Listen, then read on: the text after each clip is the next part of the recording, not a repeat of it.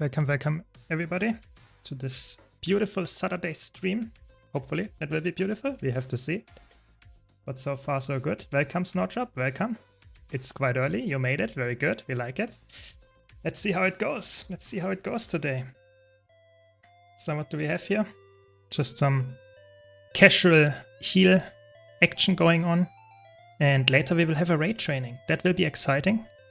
I have not done a raid training this year at all, which is crazy on stream. So we will have some fun there. And hopefully, if you're a new player, you will see how easy it is to get into raids if you find the people to actually do it with. And I will really try to encourage you to not only see how fun it is to get into raids, but also just try it out for yourself. And I will do more in the future if this one goes well. But we will also do some other trainings, not only for raids, but also fractals, if that's something people want to have. And yeah, and of course also I want to always stress that you don't have to wait for a streamer to do a raid training. You can always go for raid training initiative and Crossroads. In those two are the biggest ones that I know. Discord servers that you can join, and they have every week, multiple days a week, I think, even raid trainings. It's really nice to get into raids, so really don't stress too much about it. But of course, watching me explain the bosses is also great help, I would say. So that coming up later. First, now we have a bit, let's say 1 hour or something of just random talking about the balance, because I think this balance patch actually shifted a bit from being, I would say, decent but not perfectly executed to being quite well, actually. They listened to quite a bit of feedback. I made a whole video about it, and I want to debate it on stream here as well, if you see it like I do, or if you disagree with me here. If ArenaNet did the wrong things with this balance patch, if you think it's they nailed it or something in between, I just want to know, yeah, what you think here. But yeah, let me know what you think about this. Either way, I think we have a rather interesting future ahead here in Guild Wars 2. We have finally slowly closing in with the other things, not only the balance patch that came out now, but also with the upcoming in May. I think it's early May, the new map, and that will be exciting, new legendary stuff like that. So I think there's finally again some action going on after a little bit of a drought. I have actually not tried the fractals yet. I should actually, because especially the challenge mode nerf to Kanaxai in what is it, 98 CM or 99, whatever it is, Silent Surf. This is insane. That's almost half the boss health gone. That means that if you just have a random decently group, yeah, that does enough DPS, then you will actually have I don't know, 70%, 60% time of the original fight. That's crazy. That's actually a decent way to make a lot of CMs doable in per day, because you just decrease the time that you spend on a single fractal. I think that's actually quite interesting. Maybe we have to do it later. Welcome Filthy, welcome. How you're doing today and in general? What's going on here? Why do we wait for? There we go. Let's get some heal Tempest action going on. So wanted to show off some other classes here as well, because people always say, oh, are you a Mesmer main? And it's just because I play Mesmer a lot on stream does not necessarily mean that I only play Mesmer. So I wanted to show off some other things here as well.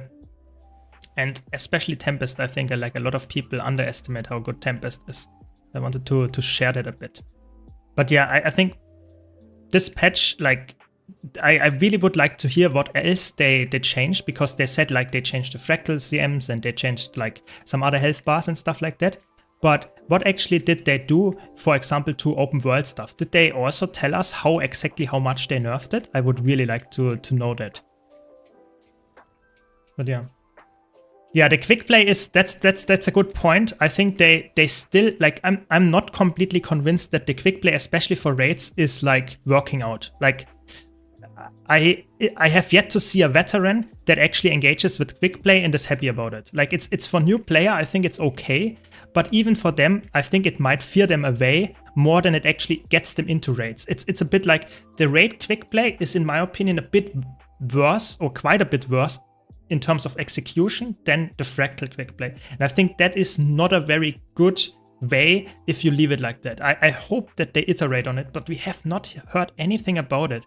And that's a bit like concerning to me. I definitely see you there. I definitely understand that, yeah. Filthy. I feel like playing quick play with people that can only press smartphone screens with one finger, 0 point. I wouldn't like generalize there, but I think like a lot of times you have new players going into quick play. And that's what it's supposed to be. But then you have like KO and like Old Lion's Court coming up, so Cunning Overlook and Old Lion's Court, and you just know this will be a really like horrible experience because it's just like with 9 new players doing a boss that might take 15 minutes or even longer because you have like people that are just not as experienced. That is painful, and the rewards are not justifying this so to say torture to some extent for veteran to do it. So I think that like that is a bit of a, I wouldn't say issue, but this is definitely something that you should probably like address to some extent if you are ArenaNet, and think about how can we make the rewards more appealing, or how can we make the experience for new players also better. I don't know. It's hard to say what exactly they need to do here. But I think this is definitely that there is some fixes definitely that needs to be done for sure. Yeah. 99 feels so good, yet incredibly weird. The CC timing of the first one. Let's get some healing out. I think we should be fine here.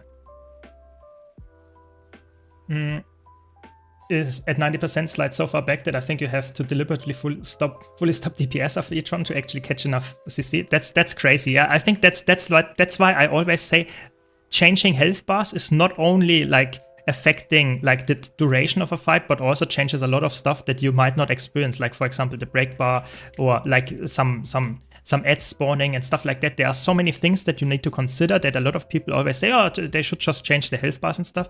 But I think that's not only always solving the stuff here. So I think it's so bad if you have an encounter that you need to actually fully stop DPSing, because that's just very unnatural. I think like not breaking a break bar or stuff like that is a bit more okay than having like to fully stop DPSing to just like getting like the setup of, or like the flow of the fight working. I think that's not healthy. Yeah, but okay. I mean, that's just my take. Maybe they addressed it at some point. Half my group died on Shiver Peaks. Never saw something like that. That's crazy. That's actually crazy. I have to be honest. I think we wiped like in my whole like playtime on Shiver Peaks Pass, we wiped like maybe like 3 times because someone started early and not everybody was in, and we just cheat. But like actually wiping on Shiver Peaks Pass is insane. I actually that is crazy. That is crazy because like you can solo this thing and you don't even need like to have a lot of healing. That's actually quite crazy. Yeah. I guess, yeah. I mean, quick play brings up the worst or the best of people. I would say we have to see. That's why the sub goal is like it is. You know, I want to have some chaotic stuff going on. If people want to see that, then you know what to do. But yeah, more coming, and probably some chaotic stuff later today as well in the training. I have to be honest. We will do like start with some early easy bosses, I would say, but then we get to some more chaotic fights quite fast. And I have to be honest, some of them, especially with a lot of like completely new players, yeah, that can be an experience. So we will have to see how it goes. Please don't CC bosses when told they leave AoE under the boss, even after they reminded me 10 times to not do this. Yeah, I think like sometimes I really think that some people just play the game without reading chat, like just not having the chat window open at all. That might be it, but I don't know. I feel like you play an MMO, you know, if you play an MMO and you are capable of joining quick play, then you probably also are capable of reading to some extent. So I think that's very surprising if you like have people that just completely are unaware of the situation. Completely. It's crazy to me. But I guess like I had it with Old Lion's Court as well. Like I write 5 times, don't CC the first ad, and then is some kind of random mechanism that just presses all the buttons of cooldown into the health break bar. And we get like wiped like 3 times over. It happens. I don't know. I don't know what to say. I'm not like being mean or something. That's just what happened. Yeah.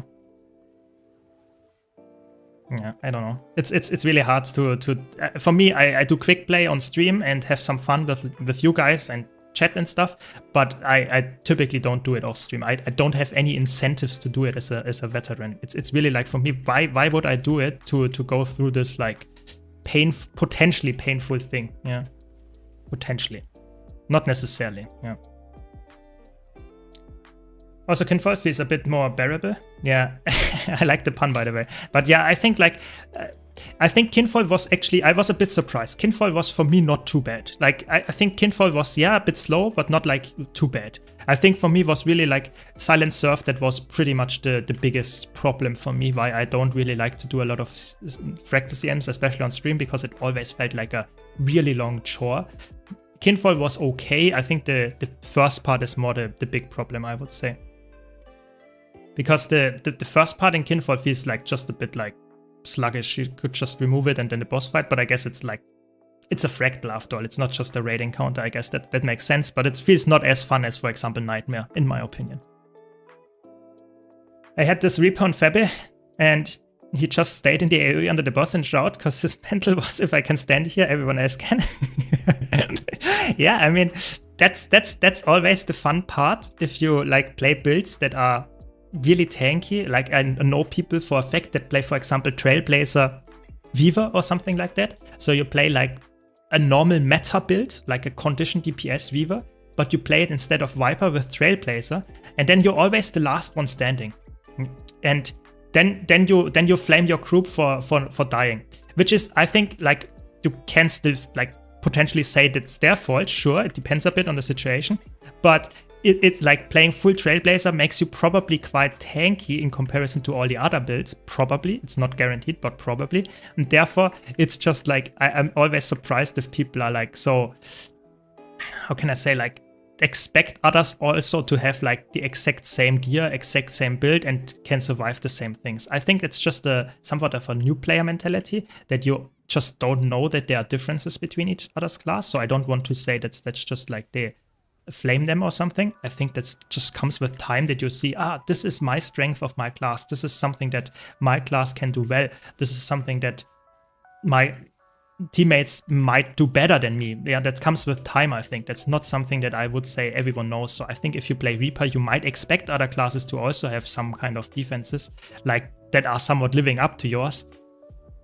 Not all of them have. Pretty much most of them don't. Yeah. I really like Tempest. You can see how fun Tempest is here to play. It's a really cool class. I think more people should play Tempest. I really think so, as a healer specifically. I think people underestimate how strong Tempest is also with the healing and stability output and stuff, like, and also the ease of use, like how easy it is for me to keep up Alacrity. I don't even need to do a real rotation. I can, but I don't need to. Yeah, I don't know. It's just oftentimes you get to know the game way better if you play different classes, and that's probably what this Reaper was a bit missing. Yeah, but it's fine. You know, I think like flaming other people is never healthy, and especially like in like easy fights like this one, I just don't care. You know, it doesn't really matter if we take like 50 seconds longer. I have the time. I think if you are toxic to other people, I think that's not healthy for the game either. As a new player, one of my weaknesses is that I don't know the other classes and potential synergies. Yeah, and I think that's completely fine. You know, I think as a new player, why should you know? Where should it come from? I think that's completely fine. I think the problem is that if a new player is being toxic because they think they know everything, I think that's where the problem starts. If people think they know everything and like make others feel bad about something. So for example, if this Reaper that we just mentioned, that is not dying, and even though they are, so to say, like not doing the correct thing, and flaming the others, then that's unhealthy. But if you're a new player and you are aware of being a new player, that you don't know everything yet, then I think it's completely fine. Especially if you then ask questions, if you want to get better, I think that's a perfect healthy mindset. But like, I know it's so often, like in PvP especially, but also like in open world and stuff. I know so many players that like say, oh my god, what are you doing? And you clearly know that this is a player that just also does not really know what they are doing. They just think they do. This is a very unhealthy thing. You know, I'm a veteran, and I even would say I don't know everything about the game. Yeah, I just clearly I don't. So I think for me personally, I never assume that I know everything, but some people do, and that is a little bit unhealthy for I would say the community, especially if you're a new player. But yeah, that's just sad sometimes.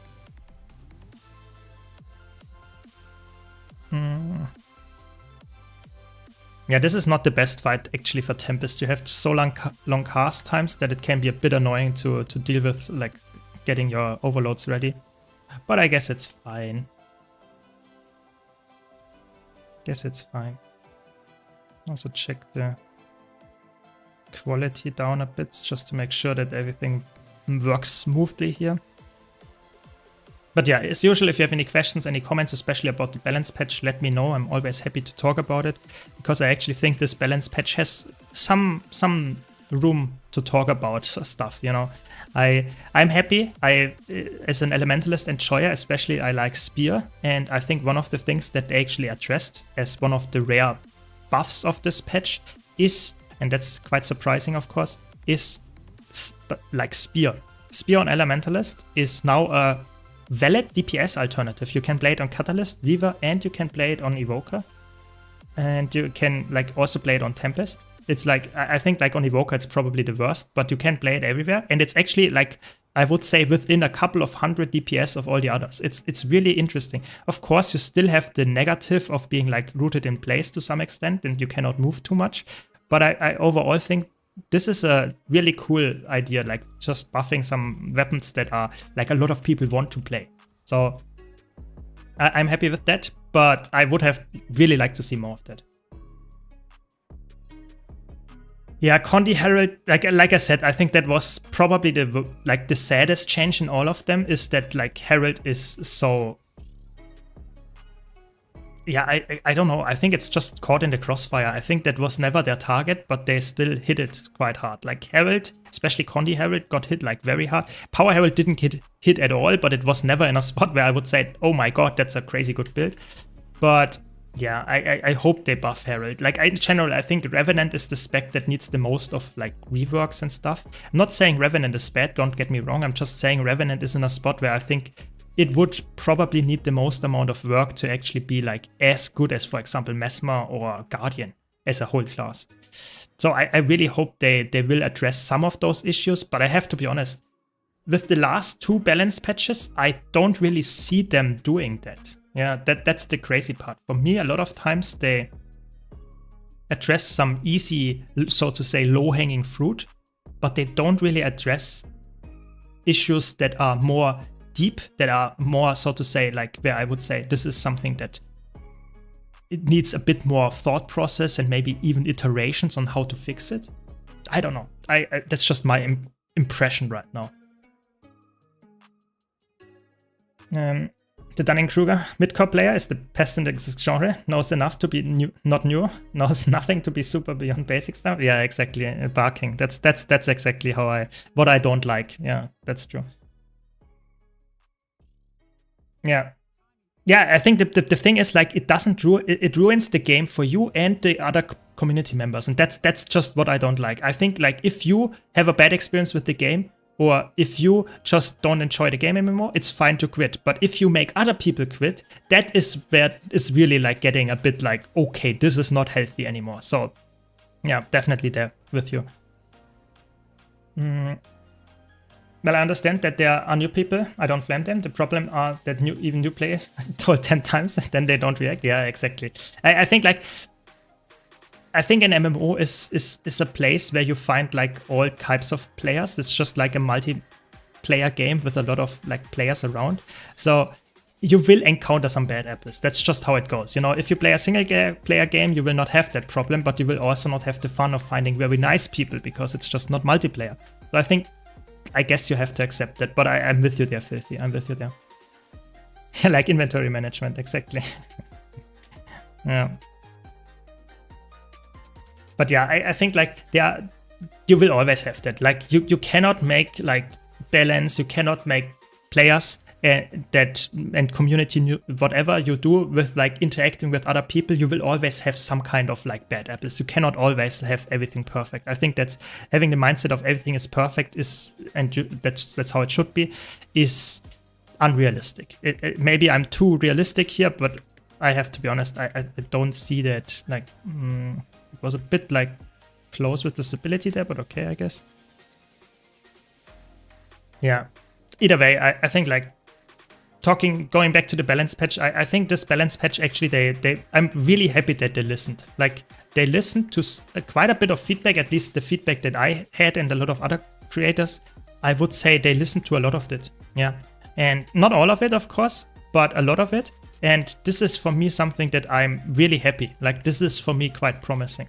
I want to have a developer base that actually might make mistakes, but they are listening to feedback of the community so that they fix their mistakes. I'm still like, they're still far away from fixing like bugs and stuff like that reasonably fast or ever, but at least when it comes to balancing, they are somewhat listening to what we have to say. Like for example, the catalyst change was like horrible with the boon output.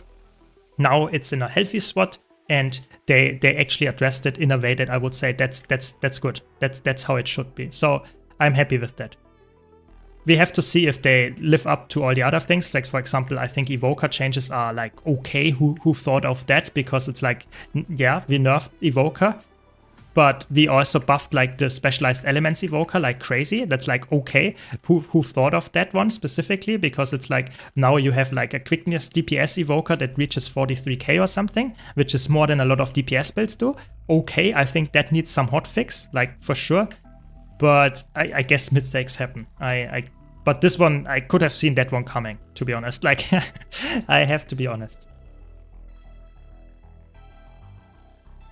I think it's also a function of time. MMOs aren't in the virtual chat room anymore, like the old days. Yeah, that is true. I think that could also be in like an argument that like MMOs, when they came out, were a completely different type of like genre, and a lot of different people or like a very specific type of people engaged with it. Nowadays you have a broader audience and a lot of different players that are way further away from the original MMO audience than most like people would expect. Like MMO players nowadays are completely different. I would even say I'm a completely different MMO player than the original World of Warcraft enjoyer, like I don't know, 20 years ago.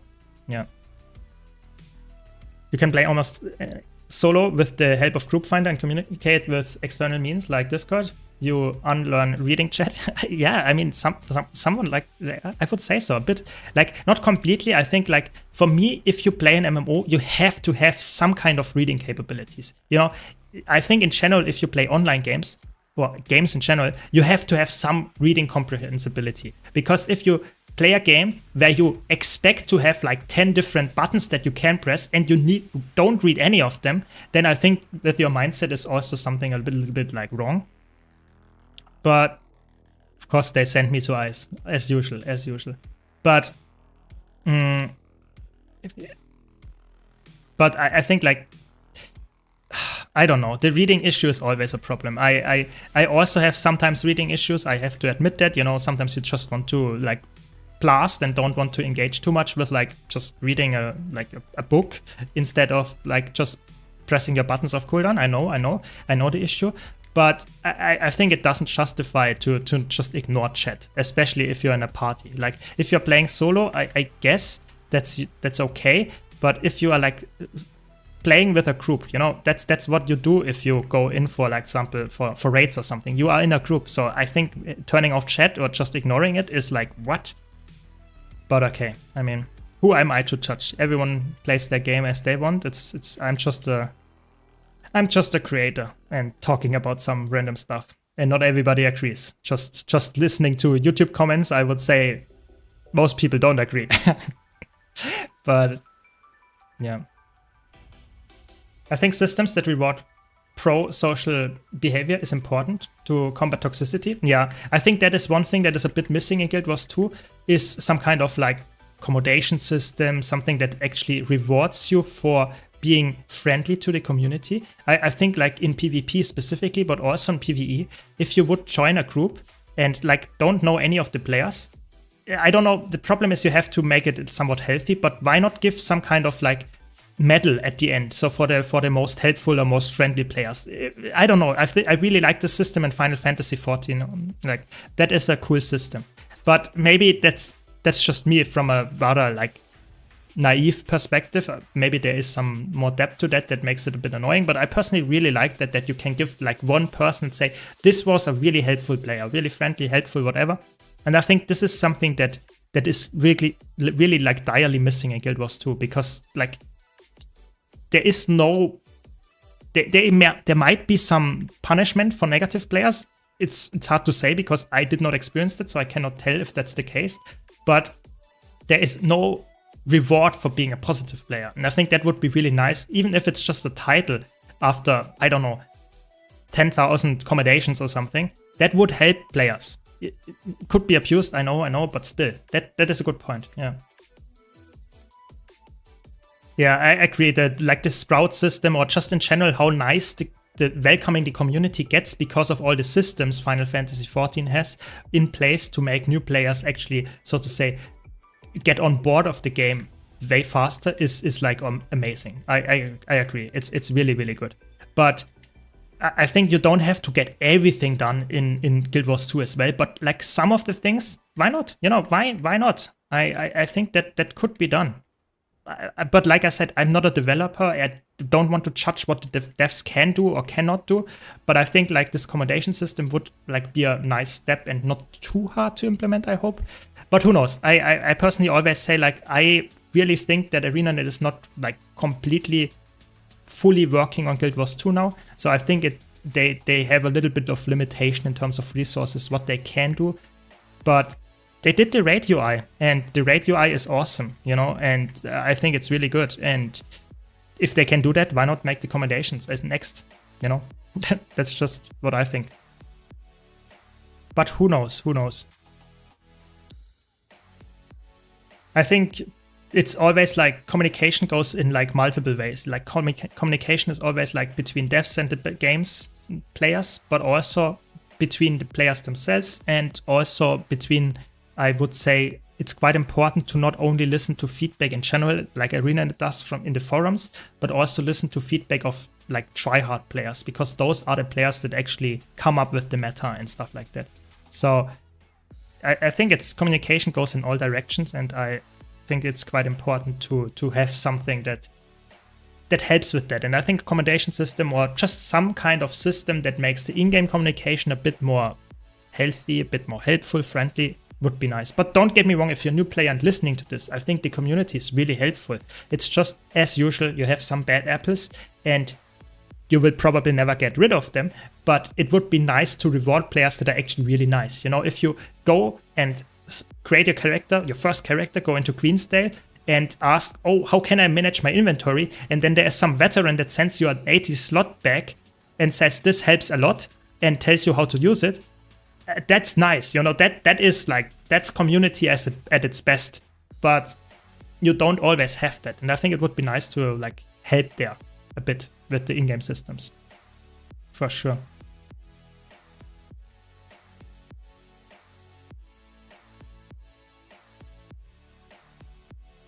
Okay, there we go. We did it. A simple version would not be hard, but making it great and design it well is hard. I'm not a game dev, but used to work in web dev. Yeah, I think like coming up with some kind of band-aid fix, I think that might not be a hard thing to do, but you can see that in a Guild Wars 2, especially band-aid fixes or things that are done a bit too fast without thinking too much about it. For example, the raid quick play has sometimes also quite a bit of negative things attached to it. So I think if the accommodation system or whatever you want to do to reduce this toxicity or improve the community healthiness is not implemented well, that can also have some negative backlash. You saw that with the raid quick play, you saw it to some extent with the fashion templates as well. Stuff like that, you have to be careful. So I'm with you there. I think it would be really nice. It would improve the game a lot. But you have to be careful when you implement it and how you implement it. If you do it like iteration-wise, you have to make sure that you iterate it quite fast.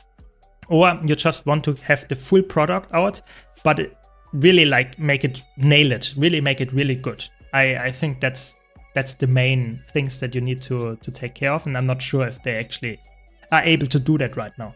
Yeah. They haven't even thought about the fact you can't honor your pre-made squad, so you are forced to either honor a random or no one. Not doing just feels bad, so you end up doing it either way. Yeah, that's true.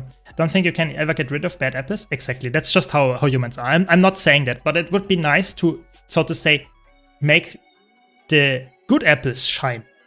Sorry for the metaphors here, but I think that would be like somewhat nice and helpful for the new player experience, for the community. Why not?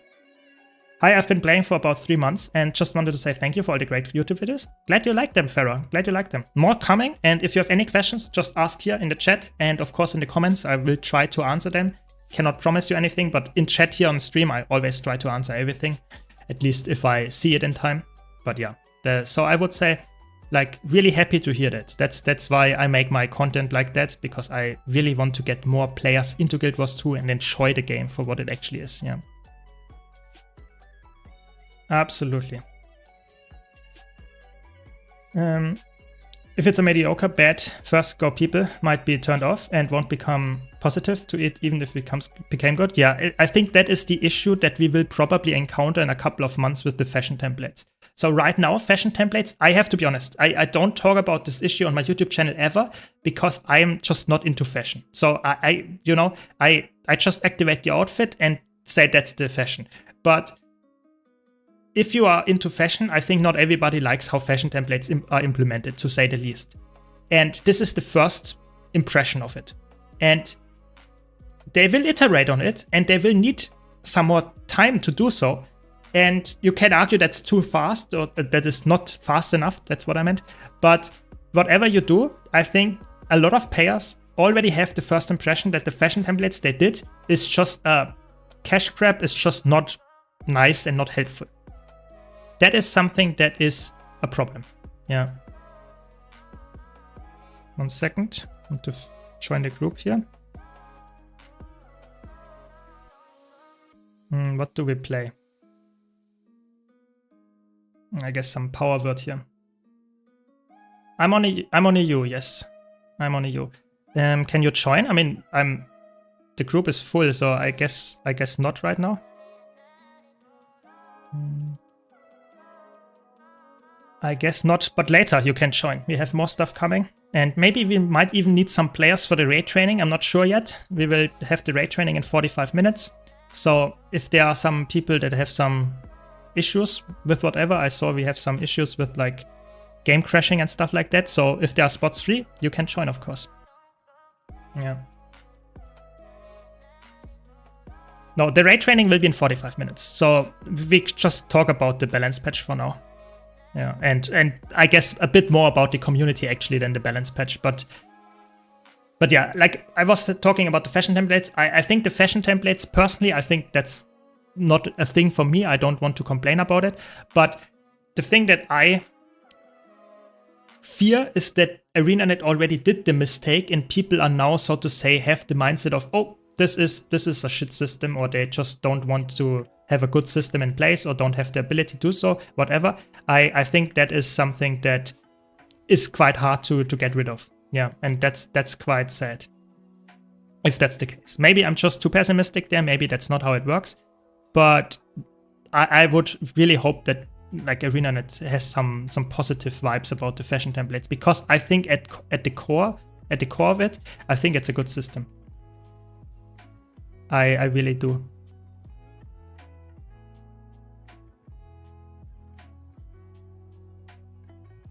How everyone is running to the DPS thing here.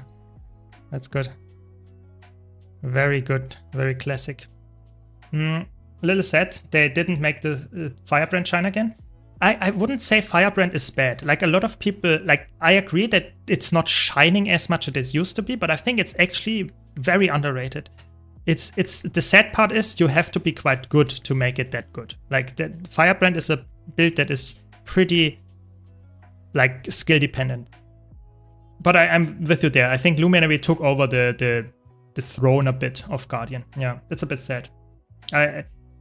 Yeah, I agree. I think for me Firebrand was a bit more enjoyable to play than Luminary is. Yeah, I'm with you there. But I think it's not like unbalanced. It's not like that you cannot play Firebrand. It's just not as good as, for example, Luminary is in some of the game modes. But I think it's not like, it's not completely horrible.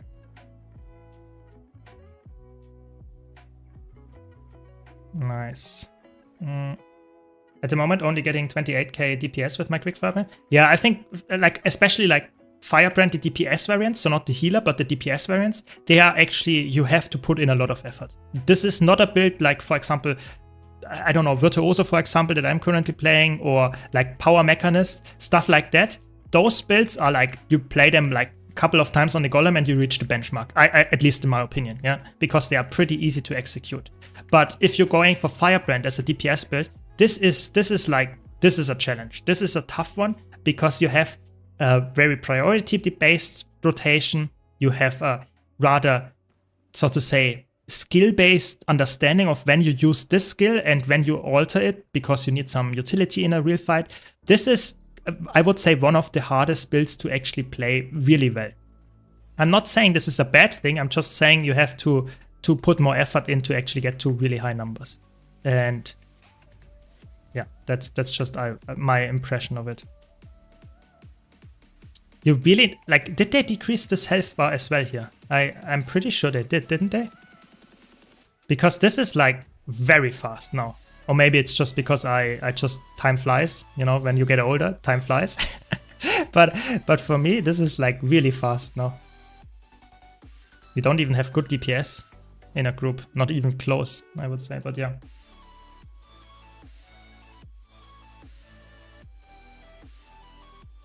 Grandpa Syrma, yeah, exactly. It feels like it, you know, like when new players join and then you talk about since when did you play the game, and then you say like over a decade, and then you feel like, oh my god, how old do I have to be to play a game over a decade?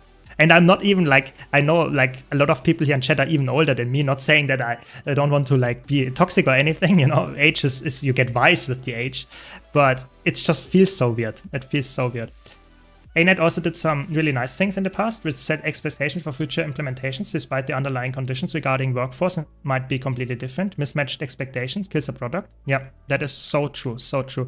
I think like expectations, that's one of the main reasons why Arena is really close to the chest, what they actually put out in the future. We don't know anything about the future stuff that they have planned, and they probably already have a lot of the stuff working and almost ready to ship, but they don't talk about it until it's actually coming out, because a lot of people are actually like, if you tell something about the future, there will be negative backlash. It doesn't matter what you are talking about.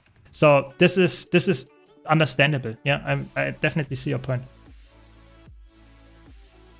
I'm a young 68 and still having fun. That's nice, Tomian. That's very nice. Yeah, I mean, that's the mindset. I think like games like Guild Wars 2 or in general like PC games, or I guess every like game has like the, if it's a good game at least, the potential to make you feel young and like enjoy yourself. I'm with you there. I think that's the whole reason for playing games, I guess, that you have fun and it doesn't matter what kind of age you have.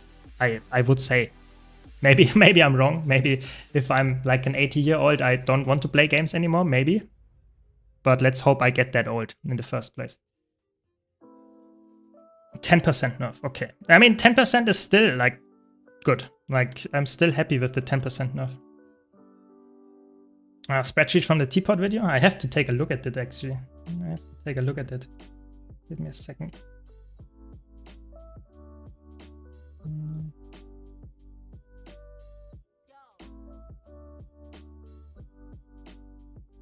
Okay. Nerf 10%. Okay. Anka 10%. Minister Lee. Okay. This is, I guess, normal. That's the Harvest Temple, I guess. And not the open world version. 0% nerf. I mean. Okay. 40% Whispering Shadow. And Kanaksai.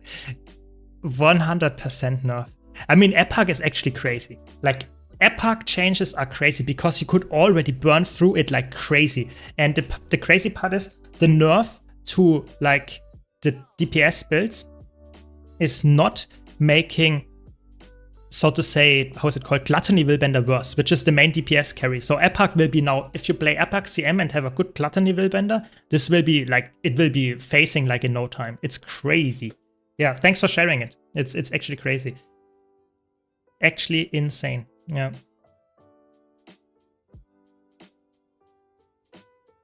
Think about what Einstein said about relativity. Yeah, exactly. Yeah. I will probably play this game for a long time myself. Yeah, I think it's a good game. It's worth playing for that long time, for sure. So we have a question in German. I will translate it so that everyone can understand it. I want to play a second character, but I always miss my quality of life things like back slots and everything. And then you go back to your main all the time. So what can you do? So I think there are two things. First of all, I think you can still have a main. You know, I think the mindset of saying I want to switch my main is not necessary. You can have a main character that you play most of the time, and then when you don't feel like it, you play a different character. But the back slots, I think the main thing that you can talk about the back slots is just maybe get some gold and get some more back slots. That can help, but it's always some kind of investment. I cannot really give you anything like that. Maybe get more shared inventory slots, that helps. But regarding the gathering tools, I can give you a good tip there. Maybe you have it already. But if you have, for example, this infinite gathering tool on your Mesmer, like, and you want to use it now on your elementalist, then you can. That's a really cool trick. Let's say you have some gathering tools. Where is it? Give me a second. I have it somewhere. So I have a gathering tool here. And if I have this gathering tool now in my shared inventory slot, I can right click it and it will exchange it for the infinite one. So I have to do one click before switching my character, and then I can do it on the other character and right click it again if they have some gathering tool equipped as well, and you switch it again. And that means that you can then do on a very fast character swap and gathering tool swap, can use the same infinite gathering tool on both characters for essentially 3 shared inventory slots. Yes, I know it's 3 shared inventory slots. You could use them otherwise, but if you gather a lot, that can be a really good quality of life, so to say, fast action process. So that's why I would say, yeah, maybe give it a try. That can help. But other than that, I think getting a second character to work and really enjoy it is just a time investment. It's a gold thing. You have to get the gear. You have to get some back slots up. It's something that you need to have spend some time. I'm sorry, I cannot give you a better answer there, but yeah, that's just sadly the case there. Yeah. Maybe someone else in chat has a better tips, but for me, that's what helps there. Yeah, see you, Professor Buck. See you. It defaults to 100. Okay, that makes sense. Play raid as a weekly with decent rewards, yet I don't see people doing it. The problem with quick play raids, I will do it sometimes on stream, maybe today, we will have to see, but the problem is that you don't really know how long it takes. You could get 10 bone skinners and be done in like 15 minutes. Not joking. Like, that could be the case. But you could also get 10 times, it will probably not happen, but it could be 10 times Scanning Overlook, and you get 9 new players every time, and you need 15 minutes each. So that means that is in total 3 hours. This is crazy, the difference. And the rewards for it are not even that good, even if you go for like a half an hour clear. Even then, the rewards are not insane. So the raid quick play is for veterans, not attractive because of the rewards and time ratio. And for new players, yeah, sure, they go for it because they need legendary insight. But a new player, you will probably not see streaming that much. So yeah, I don't know. That's just my impression there. Welcome, Piggy. Welcome.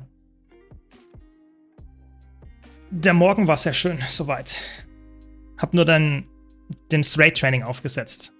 So, that's what you got in German for me today. I'm really between making a Revenant or Warrior. Warrior is more easy, but the skills looks more goofy, while Revenant is harder, but the skill is way better. I don't know what to do. I mean, my answer to that is always create both. Because, you know, in the end, you want to play as much with the characters that you like, and you could just enjoy both. You know, I was never really considering myself as a warrior player before I played Guild Wars 2. But when I play Guild Wars 2, I actually enjoy warrior, even though the attacks are not like that exciting. Like, looking at warrior, you have a lot of attacks that are just really like basic. You know, you have a jump, you have like a warhorn like attack, and like blowing in it and stuff like that. It's not too exciting, but it's still like, it has some punch to it, some impact, that it's still fun. So I can see why you like Revenant a bit more because of the flashy attacks, but I personally think it's like, just give it a try, both of them, and you will thank me later. But I know that this is not the answer that you wanted to hear. Yes, exactly. It was a good morning. It was a good morning, and just set up some raid training stuff, because we will have in half an hour a raid training, and here live on stream. Hopefully it works out. We will have to see. Everyone can make it. But yeah. My favorite outfits. So I use on my characters not that many different outfits. So I use actually this outfit I really like. I think it's called the Exemplars attire. Is it that one? Pretty sure. I really like that because it looks like stylish somewhat, and you can dye it quite well. What else do I use? I just like this Pharaoh's Regalia outfit, and then where's the other one? I have one more that I use. I have 3 outfits that I use. Where is it? That I use at least regularly. This one. One of them is called, how is it called? One of them is the Exemplars attire, and the other one is like, how is it called? I have to check. Ancestral outfit. That's it. Ancestral outfit. I really like this one. You cannot see it that well here because it's just really like grounded. It looks like nice. It just is not like too over the top. I don't know, weird. It just looks like a somewhat nice outfit. I don't like it to have something else. I'm just not a fashion type of guy. So I have like those 3 outfits. It's like 2 clicks and you have it. It's now a bit more annoying to get the outfits going with the fashion templates, but like most characters, you could see I never opened the fashion templates tab on this one. So just how it is. Yeah. And the spring flower is actually also nice. I'm just like, I think if you show me your fashions, I would actually like most of them. I'm just too lazy to change mine. I just use most of them. Yeah. I can't make both since I only have 1 free slot. Then just start with Revenant and see how it goes. And maybe in like a couple of months, you have another character slot or the gold for it. And then you go for the warrior. That's how I would go. Yeah. Exactly. I have a lot of fashion unlocked and I just don't use it. It's just for me, I'm a completionist more than I'm actually a fashion enjoyer. So I know this is very ironic that I unlocked so much fashion and I don't use it. But you know, you have to have some goals, and that was just my goals to unlock some stuff. Yeah. Warrior is such an inventory open class in dungeons, juggling 5 different weapons or templates to go fast. Yeah, it's not only warrior, it's like elementalist, warrior, those like very classic old school classes. Especially like nowadays, it's not, if you look at, for example, solos of dungeons and you play a guardian, then it's not, previously it was always saying like, okay, you are playing, I don't know, a dragon hunter. But nowadays, when you look at solos, it's like they specifically mention I'm playing a Guardian because they swap build templates during the run, not only to get a different weapon going, but also to have a different spec. So they play a Willbender once, then they play a Dragon Hunter, then they go for Firebrand because of a Reflect, stuff like that. It's like really interesting to see that you change all that stuff and then you open your inventory and then you have like your blanks, your Harpy Feathers and stuff like that to also have more tools. It's actually like, yeah, definitely warrior is the classic of that, but I think nowadays it doesn't really matter which class you pick because all of them have in solos the same situations. Yeah, buy another character slot. It's always the solution, you know, get more back slots and buy another character slots until you run out of space. That's how it goes. You cannot have infinite characters, sadly, so you have to accept that. Should we do some quick raids, whatever that means? Probably quick play raids. Probably, we will have to see. I really enjoy Messmine. I'm getting more and more into the idea of the lead specs of the class. I'm looking for a build, any spec, not too complicated, but that provides quickness or alacrity. Is Chronos still good after nerfs? Yeah, Chronomance is really good after the nerfs. I would say if you enjoy Mesmer and you don't care which elite specs you play, I think I would say probably Chronomancer is the safest pick because you can play Power and Condi Chronomancer, and you can play quickness and alacrity. So Chronomancer is like really straightforward. So if you want to learn one spec first, this is probably the best one to learn because it has so much flexibility and all of them are really good. But I would say you have to like the playstyle as well. It's not, I wouldn't say it's not the hardest class to get into, but it's also not the easiest class to get into. So you should just like try to get better at it if you like it and slowly like improve. It's not something that you will master at the first. But I would say, yeah. For healer, Chronomancer or Troubadour better these days? That's a good question. You will probably see it later in my raid trainings that I actually play both of them, because I think they have both strengths and weaknesses. So I think Troubadour is insanely good if you need a lot of stability access, but it's a quickness healer. And quickness healer need an alacrity DPS with them. And a lot of times people play quickness DPS rather than they play alacrity DPS, so you have to bit like, okay, how can we adjust it? Yeah. But let's do that. Let's do that. But I would juggle that. I would say quickness Troubadour, if you need a lot of stability, is probably the best choice. But at the same time, I also really like to play like Chronomancer, because Chronomancer has so much access to blocks, and like you can double cast your Precognition well, you can double cast your Moa if you wanted to. Stuff like that is really valuable if you use it right. And therefore I would say for most situations, general use gameplay, I think Troubadour might actually be better for most players, because it has easier access to healing, easier access to barrier, and has a panic button with distortion share. But I would say in certain situations, like for example fractal CMs sometimes, where you need a lot of CC fast, it's potentially better to have a Chronomancer as well. I don't know. You should just swap between on the situation. Yeah. You can also play Staff Mirage, of course, for alacrity if you wanted to play that. But like I said, I think Chronomancer is more flexible, and I think Staff Mirage is very easy to learn, but has also a pretty low skill ceiling. That means that in a lot of fights, you will reach your limit quite fast, which can be okay if you're not tryharding. But if you want to, for example, have played in Fractals and you played in Tier 4 Fractals, which are quite fast, then you might be a bit like, okay, I did like 2 attacks and the boss is dead, and I did 0 DPS. So it's like, okay, this is not a really good build that just... It's just not bursty. That's what I'm saying. So I would say every build in Guild Wars 2 has strengths and weaknesses, and I think that makes it nice. But choose what you like. I think all of them are strong. PvE is really well balanced in my opinion. I'm fighting with the continuum split, but it's becoming better. Yeah, exactly. You know, take it slowly, one step at a time. And I think like especially continuum split is something that is very, I wouldn't say unintuitive, but it's somewhat hard to get into, because it's not like something that you have ever in any other class or any other game that much, I would say. But if you get used to it, you feel the power of it, you know, casting a double Moa, casting maybe even like something as easy, trivial as a double healing well. That can be so much impact for your allies. It's actually crazy. But that's just like probably for all classes the case. If you master them, they will all become like Giga God, Tier God. It's just you have to get to this point, I would say. Yeah, Conde Virtuoso is not that hard to learn, but I think the people, the person asking before was like specifically referring to Boon DPS, and Virtuoso cannot provide Boon DPS.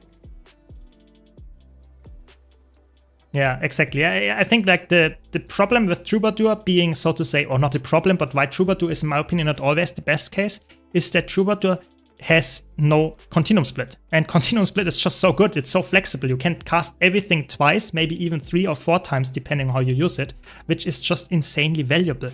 Yeah, for sure. Yeah, class. I mean, Rifle Mech is also like an option, but it's probably not a good option if you want to play Mesmer.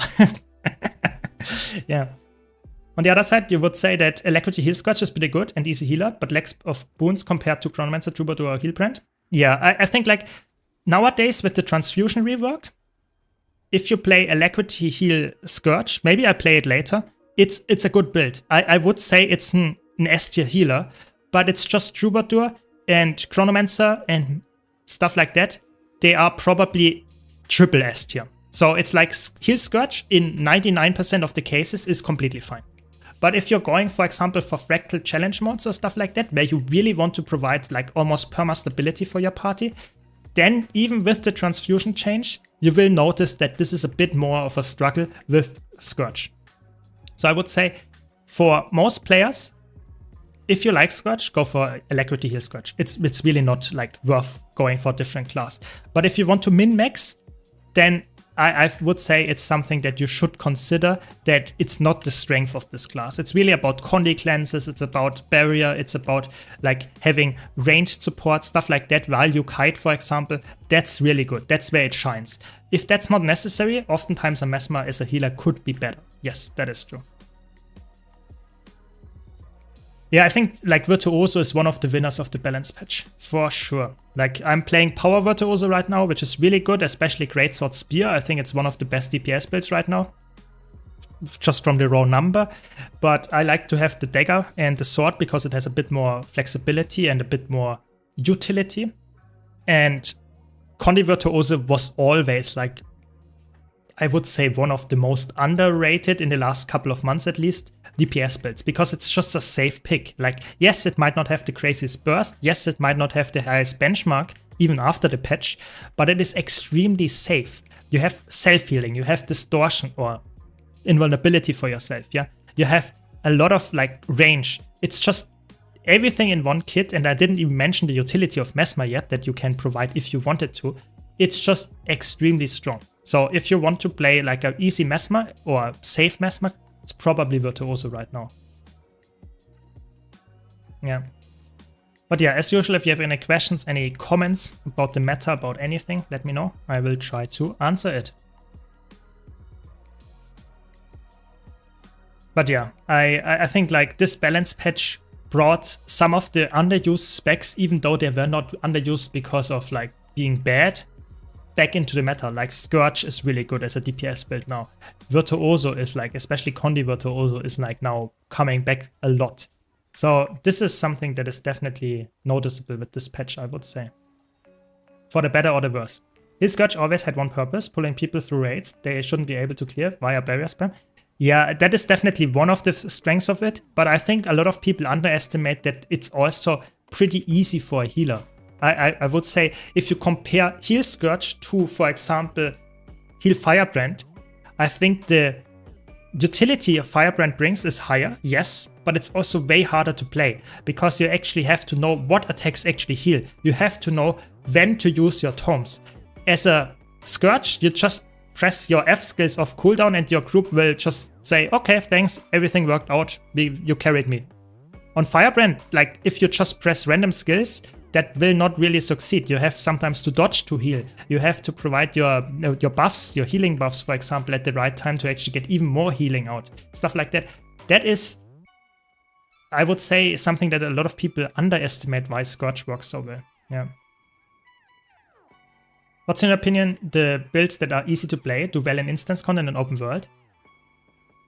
I think like one of the biggest winners is probably Rifle Mech. I'm not a big Mechanist enjoyer, but I think Mechanist, especially Rifle Mech, even after the changes and nerfs, it's just so easy and safe in open world, in instance content. It's just so good.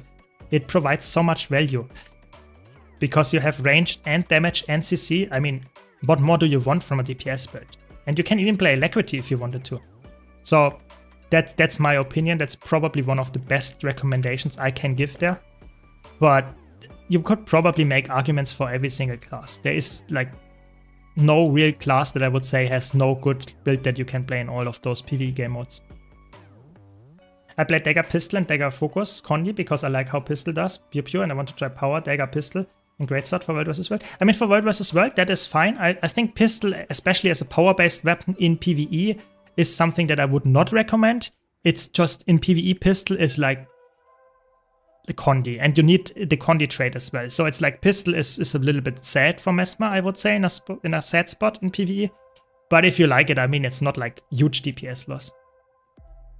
Rifle Mech being good is healthy for the game. Entry builds too hard. Content has to exist. I agree. I agree. It's nice to have low intensity builds, yeah. And I think like Rifle Mech is just the most commonly known one. You can play 0 button Untamed, you can play 0 button Thief, and they are completely like strong as well. Maybe not as strong as Rifle Mech, but almost as strong. So I think it's, or even stronger depending on who you ask.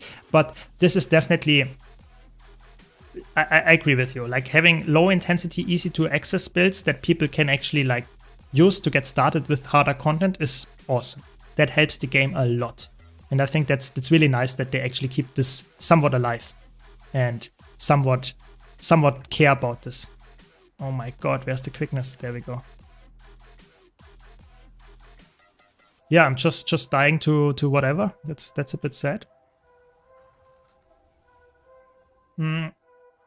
Pistol Wheelbender is so satisfying. Yeah, Pistol Wheelbender is really fun, but it's not easy. It's really spammy, and to get to the highest numbers, you have to like pretty much like spam your attacks while also being like pretty knowledgeable. So I think it's not an easy build to play. I'm not a Megan Shadow too. Not every build, since we have hard builds and piano builds that are not easy. Yeah, that's true. Not every build has to be for you. That's for me as well. You know, for example, I'm not a big ritualist enjoyer either. Come on, give me some healing. Thanks.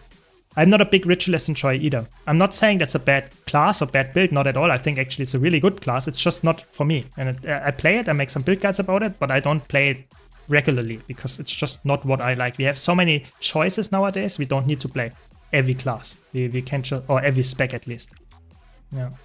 If pressing random buttons doesn't work on Firebrand, why are the Firebrands joining my quick play? Doing exactly that? That's the question. That's the big question. Yeah, I really feel that. Like a lot of Guardian mains think, oh my god, Firebrand, I heard that's really good. But pressing random buttons on Firebrand is just not working that well. I really have to say that. I'm so sorry, but... Oh my god, give me some healing. I don't know, the healing in this group is like really lackluster. I'm still learning Syrma's pistol anti-carry. Yeah, this is really fun that a lot of people like think, oh, pistol, dead eye, you know? But, you know, you can play pistol on any thief build. You can play it on an anti-carry. You can play it on, like, Daredevil. It works always. Like, it's just such a good one. So if you're looking for a low-intensity thief build, you have all the choices, you know? Thief is pretty easy to make low-intensity builds. Probably one of the easiest classes to do so. Because you just equip pistol or dagger and you spam your 3 skill. That's it. Yeah, absolutely. I really enjoy Thief. The builds I like are not that hard to play, but it falls down a lot in open world. Too much single target, and I enjoy a little bit more AoE. Yeah, that's fair. And I think that is something that I want to talk about in a future video. Coming up pretty soon, I think. And that's about Thief's strengths and why I think a lot of people don't play Thief as much as I wouldn't say like, but as much as I think is, I don't know, actually justified. Because I think Thief is really good in raids. It's extremely good. Like, look at this. We have no Thief in the party, even though Thief is a really good class. Thanks a lot. Really appreciate it. CR48Z. Oh my god, who started? Thanks a lot for the Prime. Really appreciate it. Hope you're enjoying the stream. But yeah, I think this is something that like people like AoE in open world is something that people really like, and Thief is not the best class for that. That is a fair point. Some quickness, please. Thanks. This is not the raid training yet. The raid training will start in 15 minutes. 15 minutes. What expansion would you say is most worth for what you get? Secrets of the Obscure, Chantier Wilds? I think Secrets of the Obscure is better, personally. I think Chantier Wilds gives you the Spear, and the Warclaw, and the Homestead. But 2 of those things are not really, like, important. Like, the Homestead is something, if you like that, sure, go for it. If you like the Warclaw, sure, go for it. But it's not something that is required. The Spear, yeah, the Spear might be something that is a bit more important. But even that is not that important. But Soto has the legendary armor. Has, in my opinion, better open world. It has better instance content, in my opinion. So it's like, I don't know. I think, oh no, that's not true. Instance content is probably better for Chantier Wilds. But either way, I think like the features that you get, the weapon master proficiency, the expanded weapon proficiency, you get a lot of features for Soto that are really key to a lot of builds. And Spear is good and all, but I think it's not justifying it to be over over Soto, I would say. That's my opinion. Yeah. Hope that helps. But if you want to have a really detailed, so to say, ranking, you can always check out my tier list video about the expansions, because there I rank all them against each other, so you get actually all the information that you might want. But this is the short, concise answer to this specific question. Yeah. Magili suggests me to use Alacrity Heal Spectre, but I'm not sure if it's a decent performance for CM Fractals. It's surprisingly good, yeah. I think you have to commit a bit to it. It's not something that you just pick up and you will actually have like perfect performance. But if you know how to play it and you like the Spectre playstyle, it's actually surprisingly good for challenge modes, yeah, as a healer. It has a lot of CC, it has a lot of barrier, it has a lot of like utility. The only thing that it lacks a bit is like reflect, and that can be a bit of a struggle in some fractals, but it's not necessary for all of them. So if you know when to use it and if you know your strengths, that is like, I recommend it, yeah. Yeah, and Spectre is like, I always like, I don't want to be the Spectre, like so to say, seller, you know, that the guy that's always say, oh, Spectre is the best class and stuff. But you know, Spectre is, in my opinion, best thief spec. It's just so good. It's really enjoyable. It got nerfed a bit in the DPS with this patch, but I still think it's awesome. So if you like Spectre as a design, it's always a good pick. Like, it doesn't really matter in which content you play it. It's always good.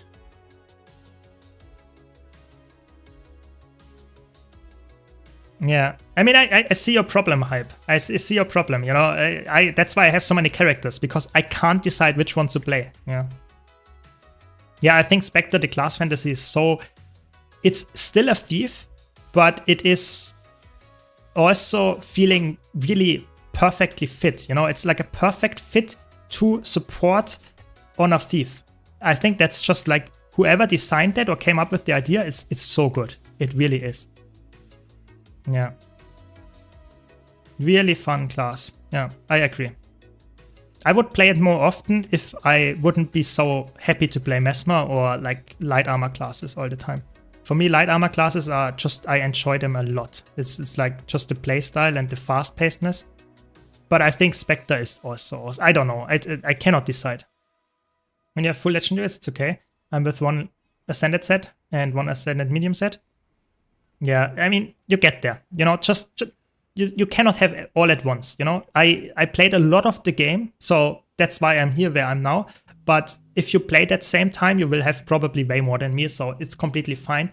You will get there, you know. And you don't need full legendaries. You will also get more Ascended pieces over the course of time, so it's completely fine.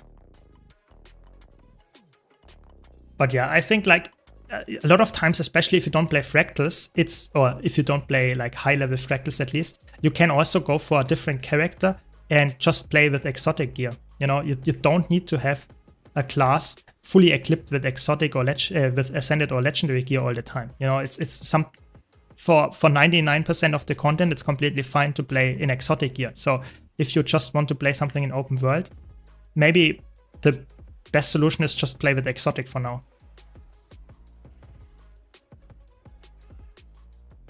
Yes, especially Condition Spectre was hit quite hard. I think that was a bit unjustified. I know it was a strong like build with a lot of utility, but that is pretty painful. Like, I'm a bit sad about this one specifically because I really like to play Condition DPS Spectre in pack groups because it's just such a safe pick.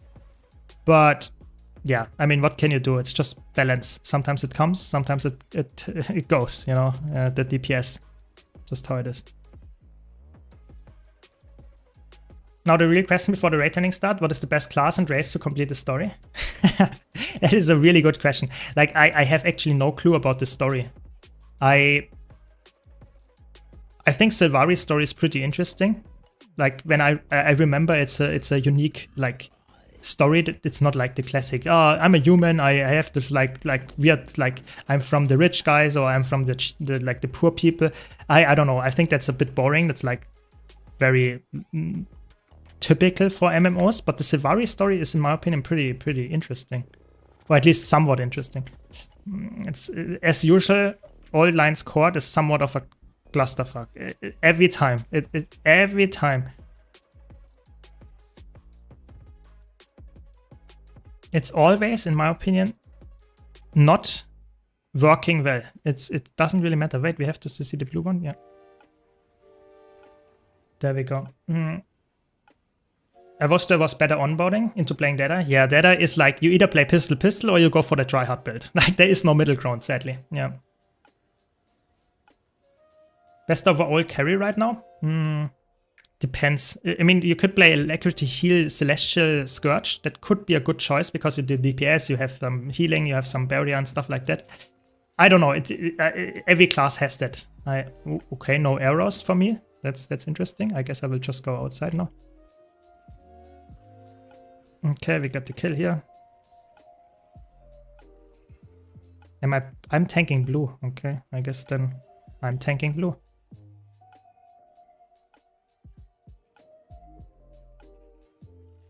And I will do that. That's fine. There we go. We did it. Only 3 people lost. The classic old lines COD experience. We kind of need the balance patch sooner than usual to bump up overnerf builds and tune down the few outliers. Yeah, I'm with you, Natasha. I think in general it would be so important to get more balance patches that also focus on buffing underused stuff. I like this balance patch was really lacking in that regard, like really lacking.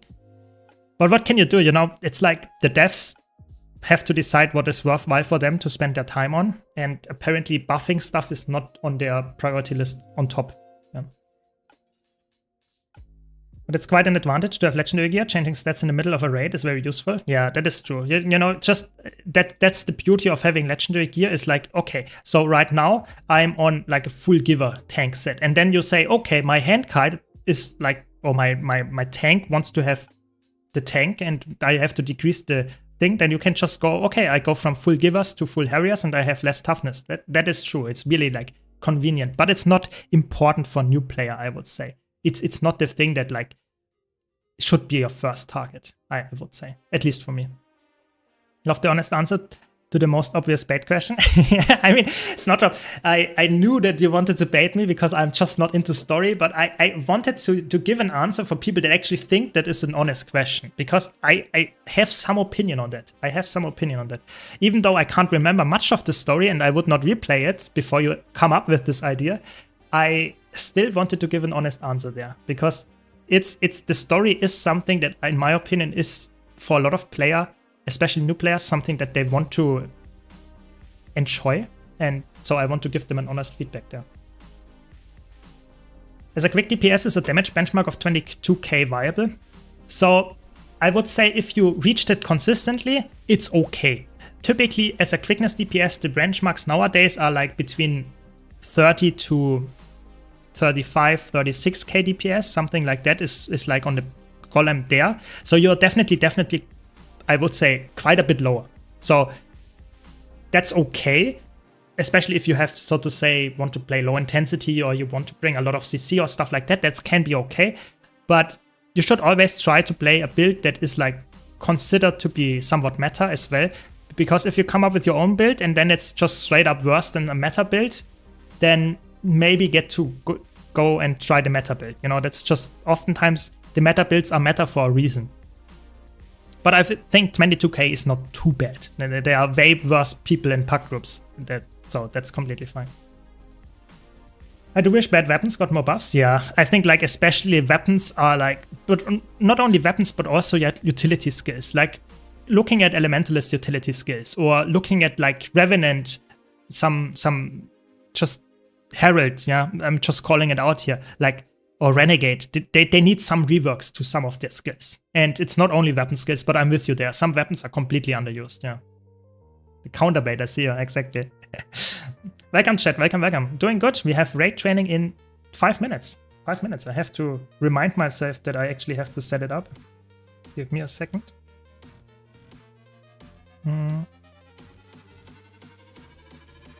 So... we probably need more people. Let's see. If we need more people,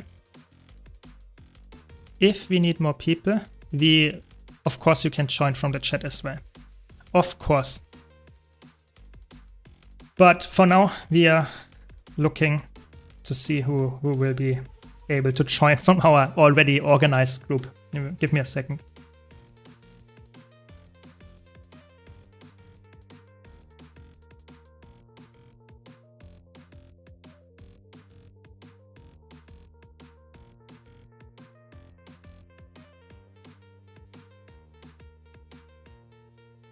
So, I came up with my own build. 3 buttons, 31k DPS, party, lifestyle, damage reduction, Aegis on demand, Mist Ranger relic for sustain, free movement speed. That sounds pretty good. You have to tell me that later, because 31k DPS as a DPS build and only 3 buttons seems pretty good, especially if you have a Mist Ranger relic, you will never die. Like, never, ever. That is pretty solid. Pretty solid. How is Ranger specs after this patch? I would say Ranger as specs are pretty solid. Like, Ranger is one of the classes that didn't get hit a lot, but I don't know. We have to see. We have to see how the benchmarks turn out. But I think Ranger is completely fine, like where it was before in the meta. So A to S tier as a class in general. Yeah. So let me join the Discord. Give me a second. Welcome everybody. Hope you can hear me. Welcome, Patricia, welcome. So, just for the chat here in the stream, I am talking to the people in Discord now as well, but you can't hear them. I just want to make that clear. And if there are any questions, I will try to repeat them so that the chat can also understand what the issue is. So for now, we will play, I guess, some Gorsevel first. That's what I wrote. Let's check. I don't want to spread any misinformation, but I think that was the first one. Yes. Yes, what's going on? Okay, very good. That's nice. So we have perfect squad setup, so we just need to find the people that actually play the roles. No, I mean, we have to see who in the squad is what. That's what I meant. Okay. You know, you see that in chat all the time that I don't know who is choking with me. And well, yeah. Okay. So.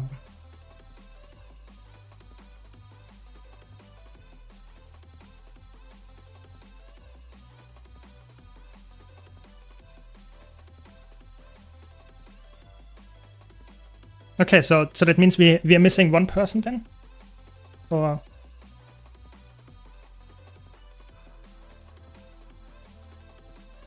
okay, but we still, I mean, we still need 1 player or 2 players in the squad. That's what I meant. If they are not ready. Okay, yeah, I mean, we still have time. Yeah. Yeah. Okay.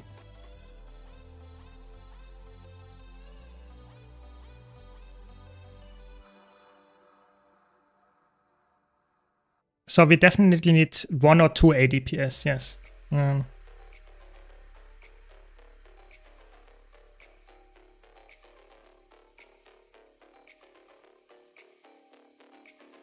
mean, I guess.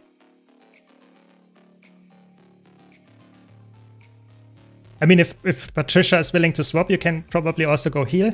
I just want to definitely go the heal route because I like to have some safety. Okay.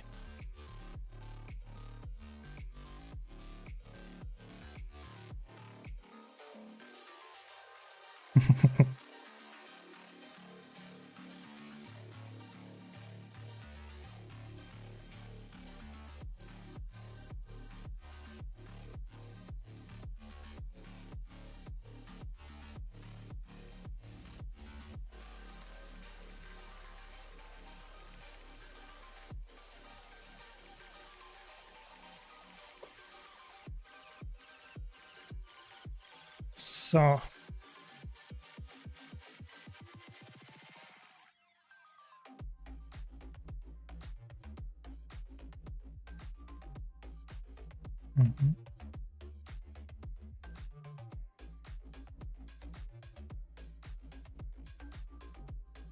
I guess we drop the food in front of the boss. I guess everyone has to go there. Yeah. Okay.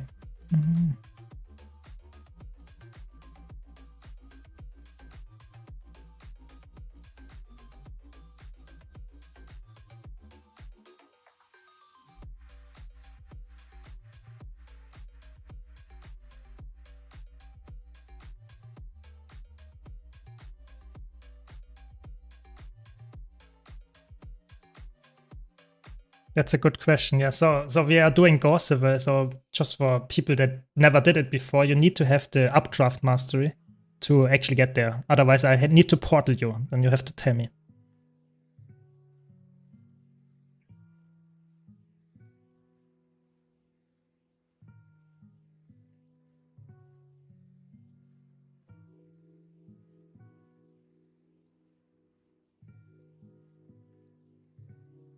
Yeah, Loop.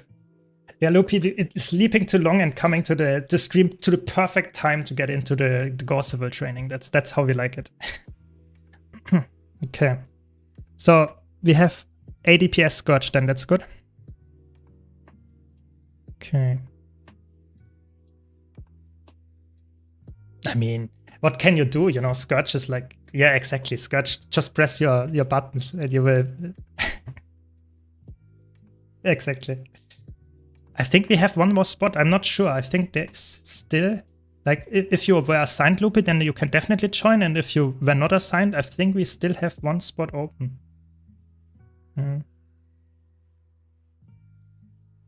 I mean, if you want to help out as an experienced person, yeah, just join as usual. Command is in the trainings Discord channel. So it's half. So if the person that was, so to say, assigned to be here, it's too late. So I guess we can take the spot then. So I will start slowly explaining this boss for the really new people. I hope everyone can hear me. And if you have any questions, just ask. And you can also write in chat, whatever. And this boss is really straightforward. I just wanted to start with an easy one and slowly get a bit more, I wouldn't say harder bosses, but a bit more like not golem bosses in. And this one is like, you have is essentially like 3 things that you need to keep track. So the first one is this boss has one CC attack coming in where you see there will be a break bar happening. And this break bar is either you deal with it quite fast and you will negate the damage that it does while it has this break bar up, because this can be quite annoying because it reflects some of your damage you do and it has also some heavy AoE.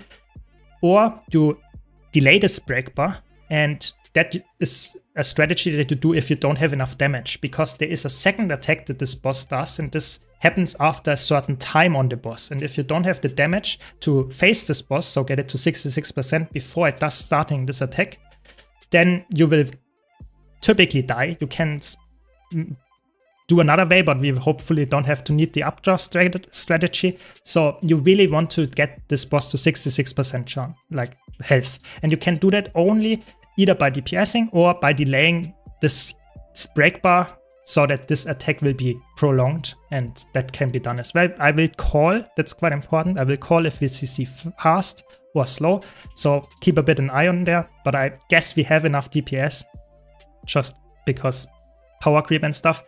So I hope we will be able to do it like you would expect to see in a pack group as well. So just CC when the break bar happens. This is the first important attack. The second important thing is when at 66% and 33% health, the boss will go invulnerable and we have to deal with 4 adds. The 4 adds will spawn in certain places around the arena, north, west, east, and south. And in those places, there will be one ad that is slowly walking towards the boss. And those, give me a second. Those, not this one, this one. And those things are really important to not get to the boss, because if one of them gets to the boss, we will wipe just straight up. We cannot do anything about it. So please focus on that.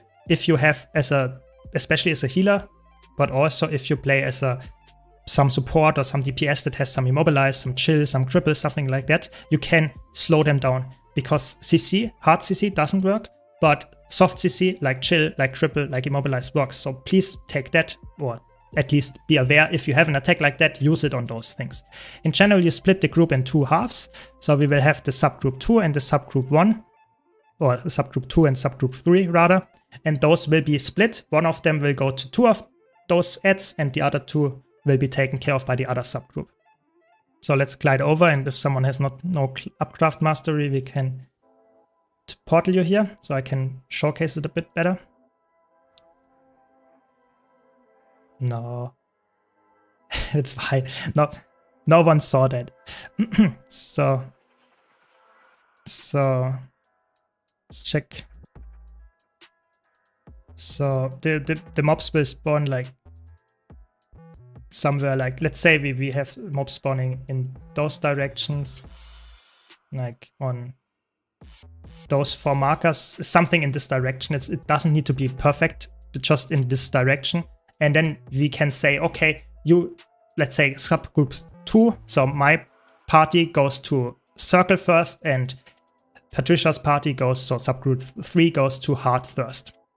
And then you just do it clockwise, you know? And you will see that it's really, like, I will explain a bit of this boss, but I think this boss is so easy, we can just straight up go in, and we will probably not have a big issue here. Just keep in mind that this boss is really about, like, dodging the only important attack at the end. That's the last attack that I want to mention. And this is the egg attack or something like that. It spawns X beneath your feet in the last phase. Between 33 to 0%, there will be 1 attack happening. And this attack you just have to sidestep or dodge out of. Important part is it will spawn on each of our character's feet. So if you walk out of yours, you can walk in someone else's. So this is a bit like important that you look at the actual marker or at the actual telegraph of the attack, that you sidestep it or that you just go out of it. So keep that in mind, because otherwise you will first of all get trapped, and second of all lose a lot of your DPS. Those are the key things that you have to take care of nowadays. There are some other mechanics to this boss, like orb spawning, like some ad spawning, like you have the walls will go up here in this arena, stuff like that, and they are destructible. But I have to be honest, I don't need to explain them in a lot of cases, because this is just a very power grab boss, and even when it came out, it was not necessary to interact with those mechanics. And nowadays it's even in pack groups not common that you have to do that. So I will not explain them. Maybe we will see them and then I will explain them, but I doubt we will. I will also swap my character, so don't worry, I will just swap my character, because I noticed that it's probably better to bring some more soft CC and play some more DPS here, because we don't need that much healing. But are there any questions so far? Just don't be shy, just ask. And also if some experienced player, the people demand updraft stats. I don't know, I think, I don't want to be mean, but I'm not sure if everyone is just capable of using the updraft strategy all the time. So you could, I don't know, we have enough people already, but if someone has to leave, you can of course always swap in as a DPS player later. So let's see, if there are no questions, I guess we would just go in. By the way, how much toughness do you have? I have...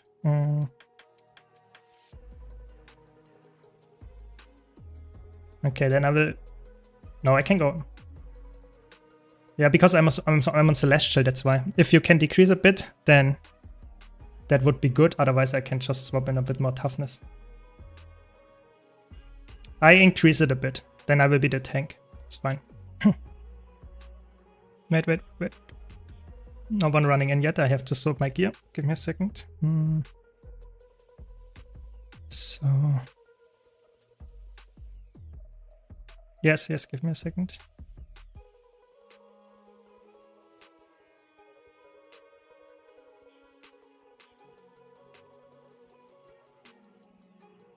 So that should be fine. There you go. Okay, so if everything is ready, we can go in and just like give it a try, see how it goes, and just don't be scared. You know, don't be scared of this boss. It's really like not too bad. Just attack it, just deal damage to it, and I will call out when we have to go to the CCs. This is now the CC, so if you have some CC, use it, but don't stress too much. We can also delay it a bit. It's really not... You see that we are already at 80% and it didn't really happen anything. We have some damage healing pressure, so I have to be a bit careful here to stand closer to you so that I can actually provide the healing. But still, you can see this is not a big trouble. We will be able to kill it or get it to 66% without seeing the attack. Now we split. My subgroup goes to circle or to this guy here, and the other subgroup goes to with Patricia. And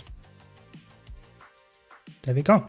And if you have some soft CC, we should try to be able to soft CC the other one, like, because if this goes in, we will be able to not do anything about it. You will just wipe. But we saved it. Now you saw it. Very good. I will also try to tank the boss accordingly. There we go. And should be fine. Careful, CC incoming soon. And there we go. Nice. We can do a bit faster this time because we know we have enough DPS. I will heal you all and it should be fine. Very good, very good. Oops, we lost someone. That's the AoE that I meant. It's really like, it does a nasty amount of damage. So if you delay it too long, it can really like kill low, so to say, low health pool classes. So we focus again on the same ads, and I guess that's already it. Oh, we have someone loopy. Thanks for taking care of that one. And really not too challenging. We should be a bit careful that the other one doesn't go in. There we go. It's a bit close for my taste, but it's fine. If we have enough DPS, we can kill it. Again, this is the egg phase, so please be careful with the egg. If you get egged, don't worry about it. Just try to sidestep this attack. There we go. Not a big deal if you got hit, but this is how it looks. Now you saw it, and I guess we just go for the kill here. It's not too much to say about this boss. We will go to the harder bosses later. So we will CC now here as well, and just try to be able to heal everybody. There we go. And get some more healing out. Egg again. Sidestep it if you can. Very good. Be careful here. We have the... No, we actually didn't even see the attack. Very good. That's the first boss down. I did not explain it perfectly, but you did a very good job nonetheless. No voice, no upthrust. I'm sorry, chat. No chaos happening here, that much at least. Yeah, the power creep is crazy. It's definitely noticeable. Yeah, good job, everyone. Are there any questions about this boss before we go to the next one? Is there something unclear? Did something occur during the fight happen where you would say this is something, okay, I didn't understand at all, you didn't explain that, or not well enough? Let me know. Because this is after all a training. Of course, it's nice to get the kill fast, but you should also understand the boss now to some extent. Yeah. Yeah, exactly. Don't be shy. Exactly, yeah. And the ad phases is probably nowadays the only thing that can really vibe you, because if someone is just sleeping, especially the supports, I've slept a bit in the second one, you have to be a bit like with the soft CC on time. That's why Druid, for example, is really good with Entangle. That just solves it straight up. But you have to be aware that if one gets in, that vibes the whole group. And typically the healers take care of it. But if you have a healer that is like focused on too many things, then it might fail. And then it's important that a DPS player also can do that job. You know, that's the important part. Yeah. Yeah, so in general, soft CC is really just cripple, immobilize, and chill. Those are the three main things. There is, I think you can make it float. I think there is a really weird interaction that you can make it float or something like that. But it's very niche and rare, so that's about it. So yeah, exactly. Okay, I think the next one that we want to do is KCCM. So this time we actually go for challenge mode. I will explain that in a second why that is the case. But yeah, so you should get the pop-up now. If you don't get the pop-up, just use the right side click to leave the instant button and then click on join or select new, join another one. Exactly, everyone did. Very good. And I will swap this time to a real tank. Because KC has not necessarily more damage or healing requirements, but it can be a bit annoying to do if you don't have full healing and stability output especially. So you can just join and use the ley rift or how it's called to get to the boss. I will activate the challenge mode here because it sounds way more scary than it actually is. It's the easiest challenge mode out there. So if you never did KC, you will now do KC challenge mode directly in the first try because it's really, really straightforward. The challenge mode effectively only adds a ring around the arena. So you can walk on the side here as the other people already did. Yeah, exactly. And then the boss will not attack you. You can just stand here. And this ring where we just walked will not be able to... You should not walk on that because you will die in the actual fight. So you will have a space where you should not walk, but in the center of the arena where also will tank the boss, you will be able to just deal damage to the boss, just do everything as usual. Just don't walk at the border. Yeah, that's it. That's the difference in challenge mode.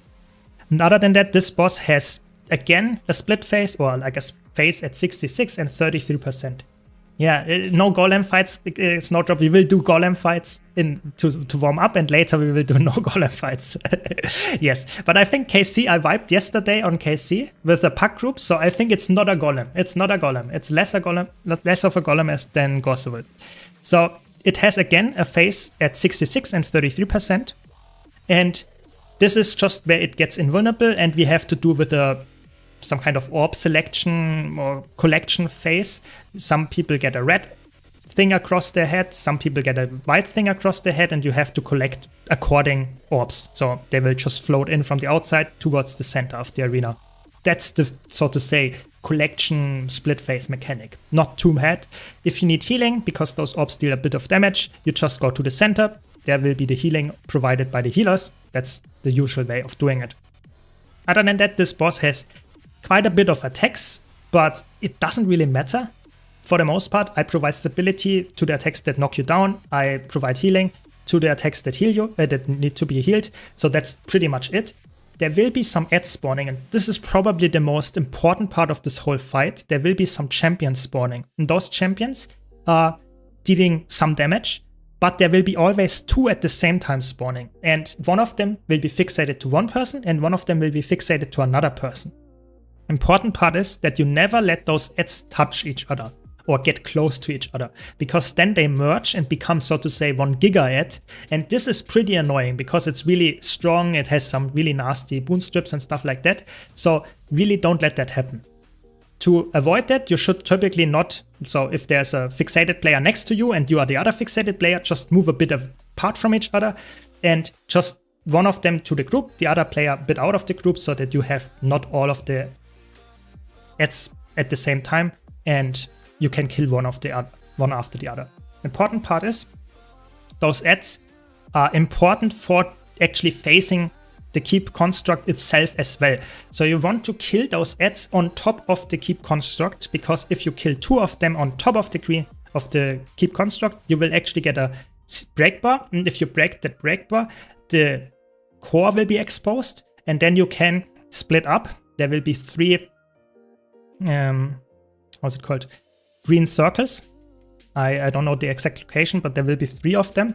So let's say one is here where the green arrow is, and one is at circle, and one is at heart, something roughly around there. And those will be needed at least 2 players in there.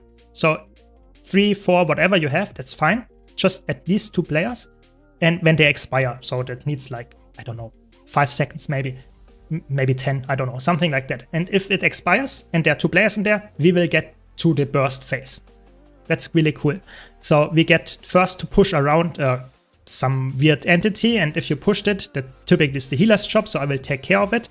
And if you did that, you will get a burst phase where there is no mechanics happening, nothing. You just burst the boss with a big damage multiplier. And then you want, in this burst phase, you always want to reach the next split phase. So either 66%, 33%, or 0% of the boss. Because this is just like, you deal so much damage, you would just kill the boss outright. So you really want to get to the next split phase.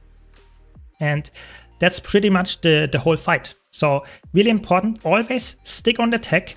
If there is a orange circle around you, you split in the arena, but never touch the border. And if you have a fixation, which is marked by some kind of purple, pinkish star above your head, one player that has the fixation stays on the party. The other player that has it moves a bit away. Important part is there will be 2 ads spawning at the same time, and I will tank in a way that one of the ads will spawn very close to us and the other one will spawn very far away from us, so that in the end, if we do normal DPS, you will kill the first one before the second one actually touches us. So it doesn't really matter. But if I tell you to move out of the group because we have too low DPS or we just are mispositioning, please react to that. Yeah, that's important. So keep that in mind. And are there any questions, or did I forget anything?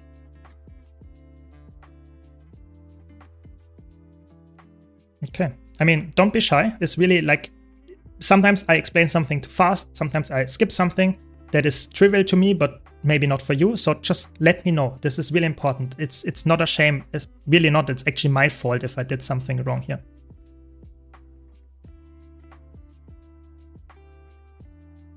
Yes, at least 2 people. Yes.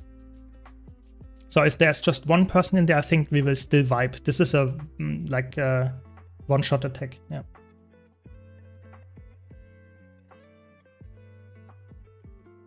Yes, that will be huge orange circles below each player. It's not something like in some fractals or something where it just one-shots you if you stand on top of each other, but you should not stack too many of them. So typically, if like 5 players go out of the group, that will be okay-ish, but you should just try to move out, especially if you're a ranged or a healer, then you can move away. Of course, the tank should stay where it is because the tank is the person that the keep construct is fixated on and you don't want to move the boss all the time. But I would say better safe than sorry, so split, don't touch the border, and everything should be fine. But you will see it, you will notice it, it's really huge AoEs, and you probably cannot avoid standing in at least 2 of them. That's just how it works. Yeah. Okay.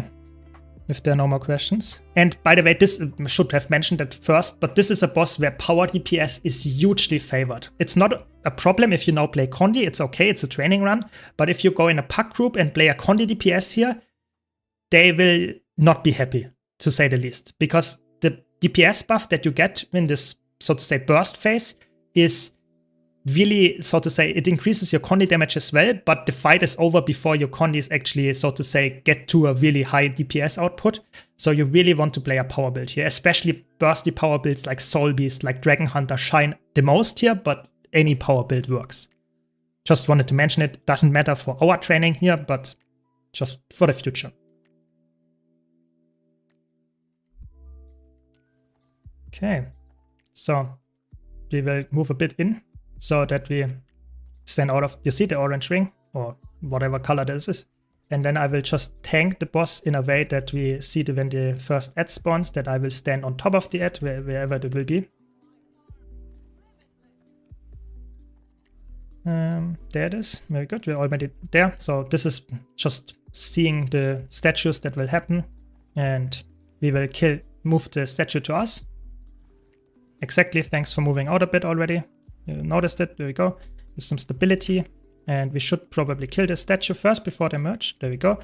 Now is the split happening, you see, perfect, you're already executing everything like it should be. We got, sadly, the projecting anyways. We will continue a bit to see a bit more of the attacks, because this is the big enemy that you don't want to spawn if they merge. You can somewhat like be fine with it to some extent, because you can just say, okay, we kill it anyways. But then we have, again, more of the ads spawning. So this is now a bit of a chaotic situation. But I want to showcase some of the attacks before we move on. I mean, so far we can also continue. No one died yet, and you will actually get the kill here. Just be a bit careful. We need to actually either deal with this mechanic here, where we need to kill some of the phantasms. Exactly. So I did not explain this mechanic, so this is a GG now. This is a mechanic that happens if you don't face the boss in time. That's why I didn't explain it, because typically if you see that happening in a pack group and stuff like that, that means you have not enough DPS or you didn't deal with the mechanics correctly before. So now I explain this mechanic. There will be one of 2 attacks happening, or mechanics. Either there will be some rubble falling from the sky, which is you can just ignore. And the second one is the one that just one-shot us. Doesn't matter how much toughness you have, I think it always brings you into downstat. And to deal with this mechanic, you see some, I think, kneeling, praying illusions across the whole arena. And some of them have a white orb across them, above them, and some of them a red one. And again, this is the same mechanic. People get assigned a red or a white color, and you have to kill the ones that you have the color of. If you do that in time, nothing happens. If you do it like not in time, like we just did, then we will just get one shot. You can resurrect yourself. So if you, for example, have a lot of guardians or rangers that can resurrect themselves with their third ability, and you can just get back up and recover from that. But I wanted to showcase this attack that is really like dangerous, and typically you should not have that happen, or you should at least deal with it if you see it. So if there are illusions kneeing and you want to make sure that this will not kill you, then you can either just deal with the mechanic as intended, so kill those depending on the color, or if you bring the CC up and you CC the boss in time, then everything despawns as well. So this will just override the other mechanics. That's how you typically deal with it. So, and then of course we had already the big merge of the illusions. So the statues, you know, you saw the big reddish statue in the middle that merged. This is dangerous. We dealt with it in a decently good way, but you should not even have that spawn at the first place. Yeah. Okay, so I guess that was a good showcase. Hopefully we are now better, and this time just make sure that if you get fixated by one of those boss's ads, you should make sure that you are not standing where the other illusion is actually attacking you as well.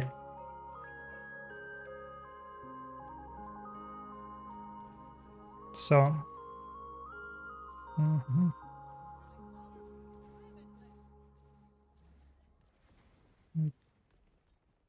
there's the ad spawning. I always have to check. Just moving the boss there, so we should be able to kill it. Again, we have someone with the ad, but it's not a problem if the ad is stacking on top of it. Yeah, very good. That's completely fine. Now we kill the other one. We get the break bar as soon as we kill it. And then we get the split phase, or the phase where we get the core exposed. So some people go to each markers. So we will see green spawning soon. There we go. 2 people in each at least. Very good. And when it expires, you will get the core exposed. While this is happening, you just exactly wait, don't do the core too much. You don't want to push the core out fast. Oops, this way. Okay, I guess that's okay. We will just do it in like the normal way, but you should get at least 1 or 2 of the orbs attacks so that we get a big damage buff. But it's fine. We will see more of the attacks now. We want to get to 66%, depending on how many cores you actually align and get, so to say, in this like pre-burst phase out. The more of the, I guess we just move to this ad again. But you have to be a bit careful here because we want to really get to 66% now. And it's okay, it's okay. It's a bit scuffed, but typically that's okay for a training run. You want to get the ads on top, so if you... Yeah, it was again the... It's okay, it's okay. But you really want to stack the ads on top of the boss, so that we remove the attack that gives him the immunity to CC, and that will be fine. Don't CC now, we don't need to CC, because we phase at 66%. Now we get this orb collection phase. Was a bit scuffed. Typically you really want to make sure that you actually get the burst phase. We didn't have the burst phase that much. That's fine. Now you see the icons above your head. Collect the white orbs and the red orbs, depending on what you have. Make sure you don't collect the ones that you don't have the thing on. That's important. So if you're red, don't collect white ones, because that will lead to the boss dealing more damage in the next attack.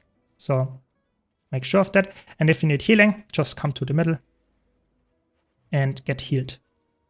Really like a little bit of a boring phase. Just make sure, typically I would say stand in a 90-degree angle and only collect those orbs, because if you do that multiple times, you will be fine with your whole party doing that. But it's okay, you can also run around like headless chickens, it's also fine. At least collect some orbs, either way will be good. Now just stack on top of me. Make sure to move with me to the ad. I will provide some stability here and healing. And if you get fixated, move a bit out before we kill all of them. There we go. Sehr gut, as you call in German. Very good, very good. And try to not stack too much on top of each other, because this hurts a bit. You saw it's not too bad, but if you get too many stacked on top of each other, you will definitely notice some damage. And now we want to CC the boss. Use all your CC as you can. And then we get the green split phase again. Very good, very good. 2 in each green, please. At least 2. There you go. And then please let me push, or one of the healers at least. No one else should be in the middle. You should focus on this ad. And that's fine.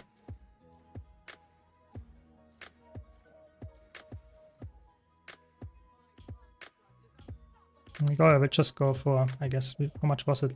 I think we should be fine with 2. There we go.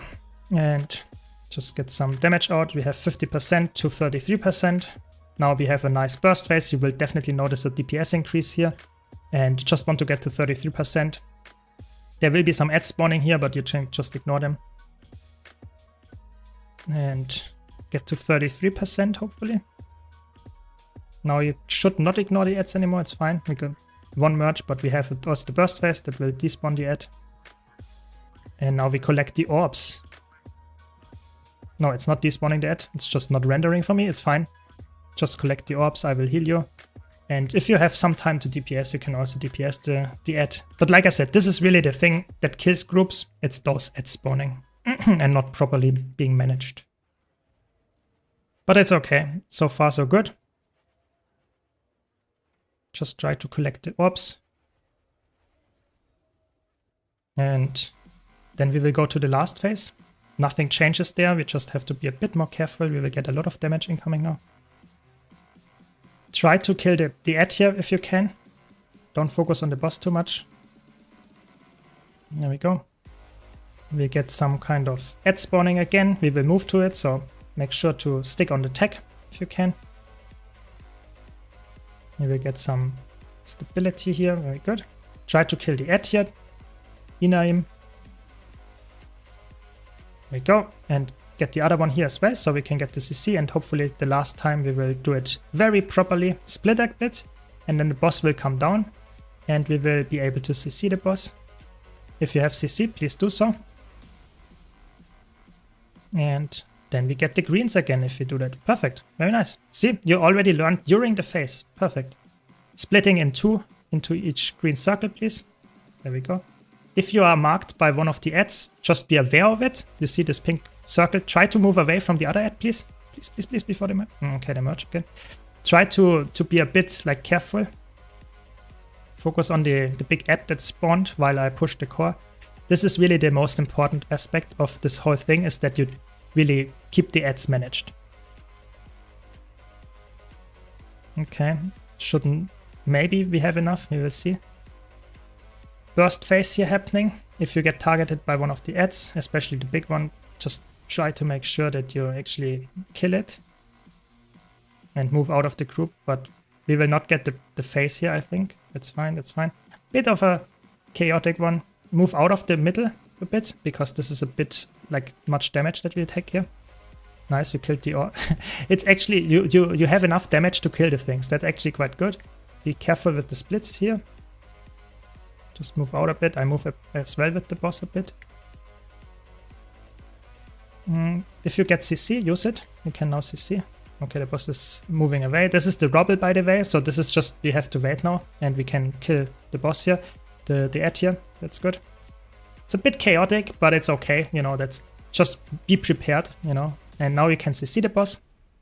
Just to make sure. You could also say 13% we can damage without CCing, but let's just do it regularly. Split, make the greens again. So this is the pattern. If you CC the boss, you will get the greens, and then you get the burst phase after preparing the core. So this is typically how it works. So just make sure that you understand this pattern. Typically the healers take care of the core, and the pushing, we only need 13%, so I think one should be fine. There we go, 12%. Just stick in to the middle, just try to kill the boss. And if you get the ad, just try to bring it to the middle and you should be okay. 7%, 6%. Yeah, good so far. Bit chaotic, like I said, the ad management is the key here, but we did it nonetheless. Good job. Really important that if you get fixated, and you notice that the other ad is either not dead yet or they are very close to each other, move away. This is really, it doesn't matter if you're a DPS player and you greed for the highest benchmark, really try to move out because this is the important part. Yes, sure, we have a short break, that's fine. But it's really important that you don't wipe your group by creating this big illusion or statue or whatever it is. Because this is what kills the group. If you have like 2k more DPS at the end, this might be nice for your ego, but it's not something that is like important enough to actually wipe the group in some cases. Yeah. Yeah, the rifle push is kind of scuffed. I know. It feels really bad and slow. It's better if you do it with a staff on druid or something. But it's fine. We did it nonetheless. Yeah, I think you saw everything of this boss, like even the attacks that you were not supposed to see in normal DPS runs, so that's good. And are there any questions that are now open or still open?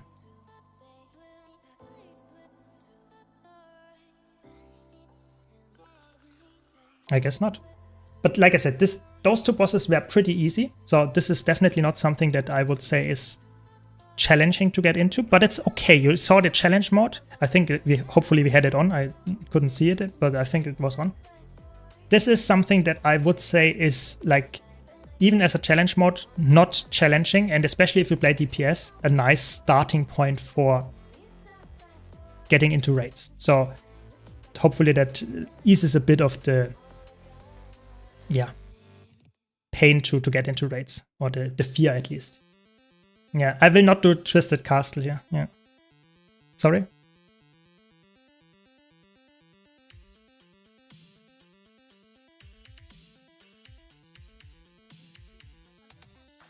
Yeah, I think it didn't render because we reset or something. I don't know. It was a bit weird. I didn't see it either, but it's okay either way. I mean, it's not that important that you got CM now. It's that I wanted to ease the access because I think the CM is really not challenging. If you see a group and they say challenge mode, keep construct, you should not be scared. It's really like normal mode, just with like a border around the screen. That's pretty much it.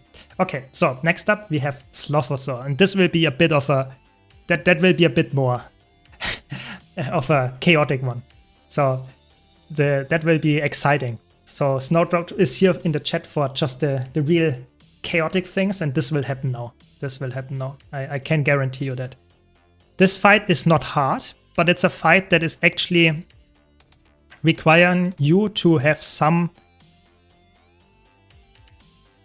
How can I put it? There is some mechanics and attacks that overlap at the same time, and you see a lot of like visual clutter, and if you see it for the first time, you probably get overwhelmed. So keep in mind, try to listen to my shout calls, but also try to remember what I tell you ahead of time before we start the fight, so that you slowly get to understand what's actually going on.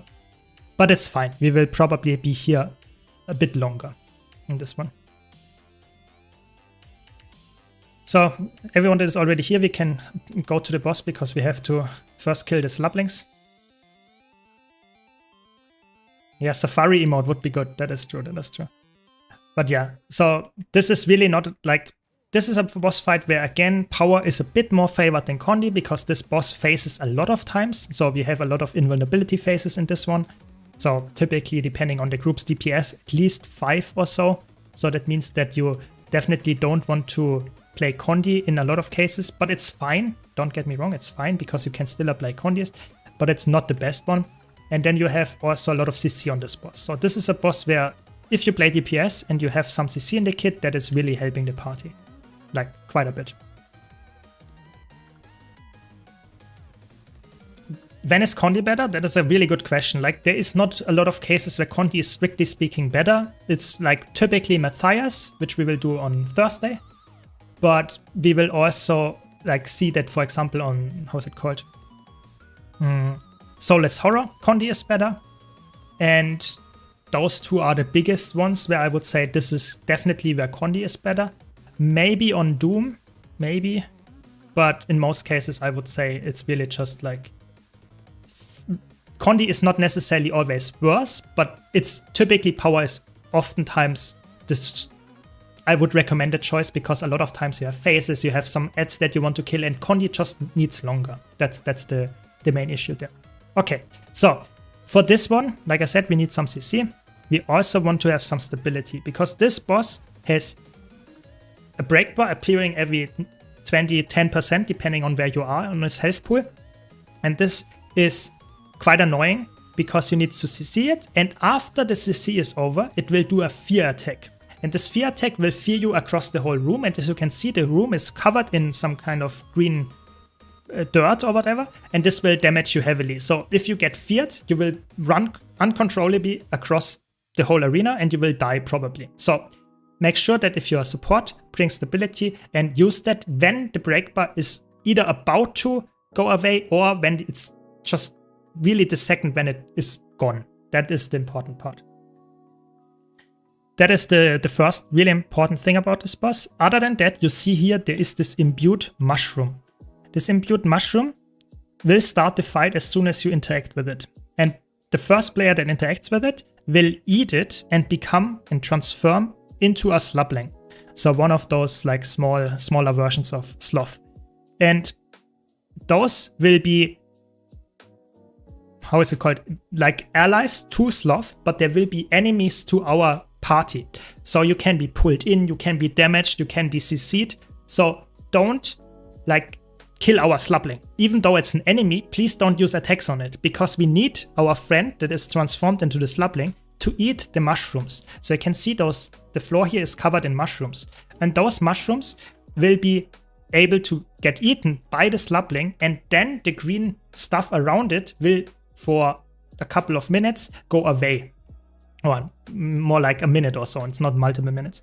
So the typical route is something that the first mushroom goes something around like we go from the first mushroom to the second mushroom to the like somewhere in the back. Yeah, so where the next mushroom spawns. So it's like the first mushroom will get eaten by one player, and you will just try to eat your way towards the back where the next mushroom will spawn somewhere around like here.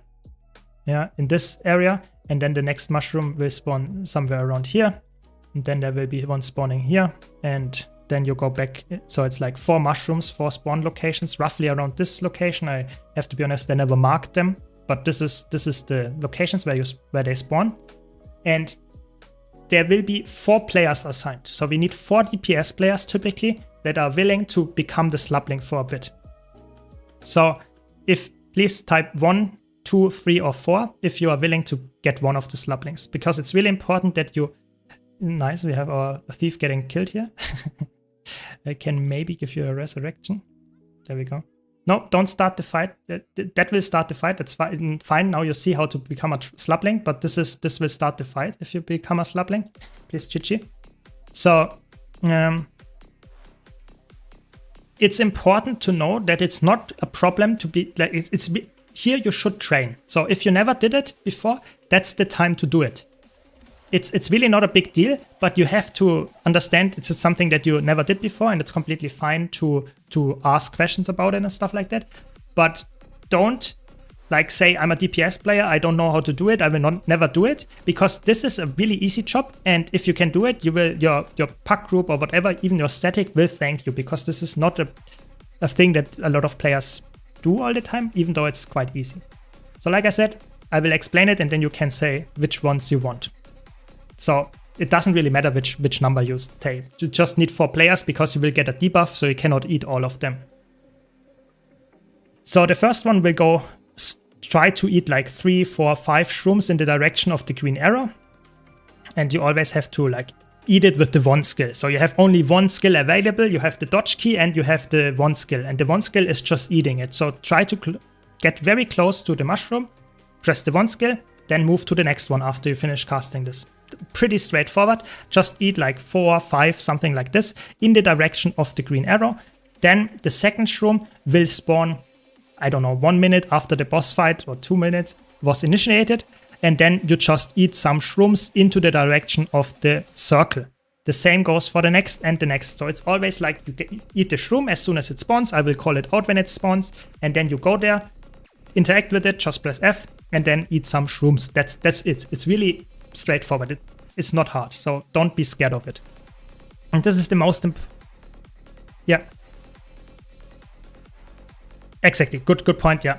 It's counterclockwise because that's just how it spawns.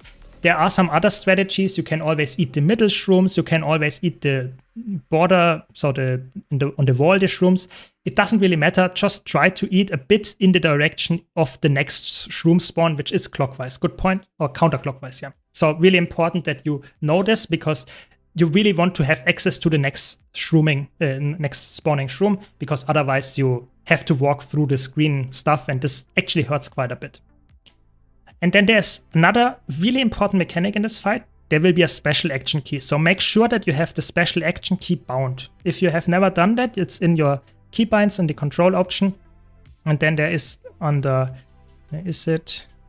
Somewhere.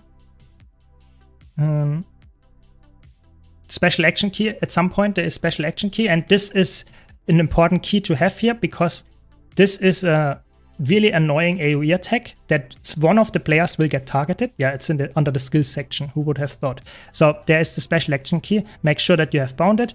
And then if you did, you can move wherever you want to move, and then press the special action key, and you will drop a pedal of increasing size. And this will deal some heavy damage.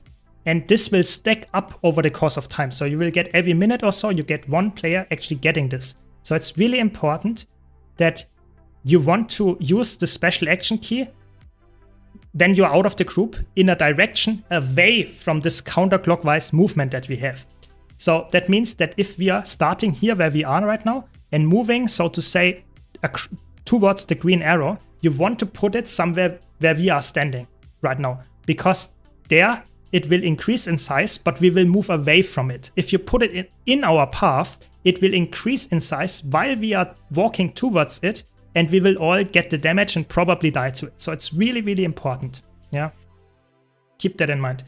So this is one of the most important aspects of this fight, that it can be really visual clutter heavy and a lot of attacks happening and stuff like that. If you get a special action key, you will see a key pop up above your normal F keys. And this means that you have to move out of the group, preferably away in the direction where we just came from, and put it as far away as possible. Best is if you put it next to a wall, because then it expands out of the arena, and then you come back to the group. Don't die for it though, because if you die, you will drop it as well. And then you're probably instantly dead, because no one can resurrect you. So make sure that you can survive and dodge out of the puddle that you create when you use it. This is really important. So this is definitely a boss that is in pack groups and stuff, way more annoying. And that's why I wanted to do it today here in this training, because it's definitely something that can get very chaotic in trainings, but also in pack groups.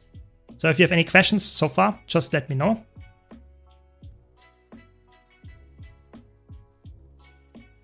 Yes, exactly. So the tanking on this fight is not toughness based. So Gorseville Keep Construct was toughness based, but this fight here is fixation based. So that means a random player will get chosen, and you will get a big pink purple star across your head.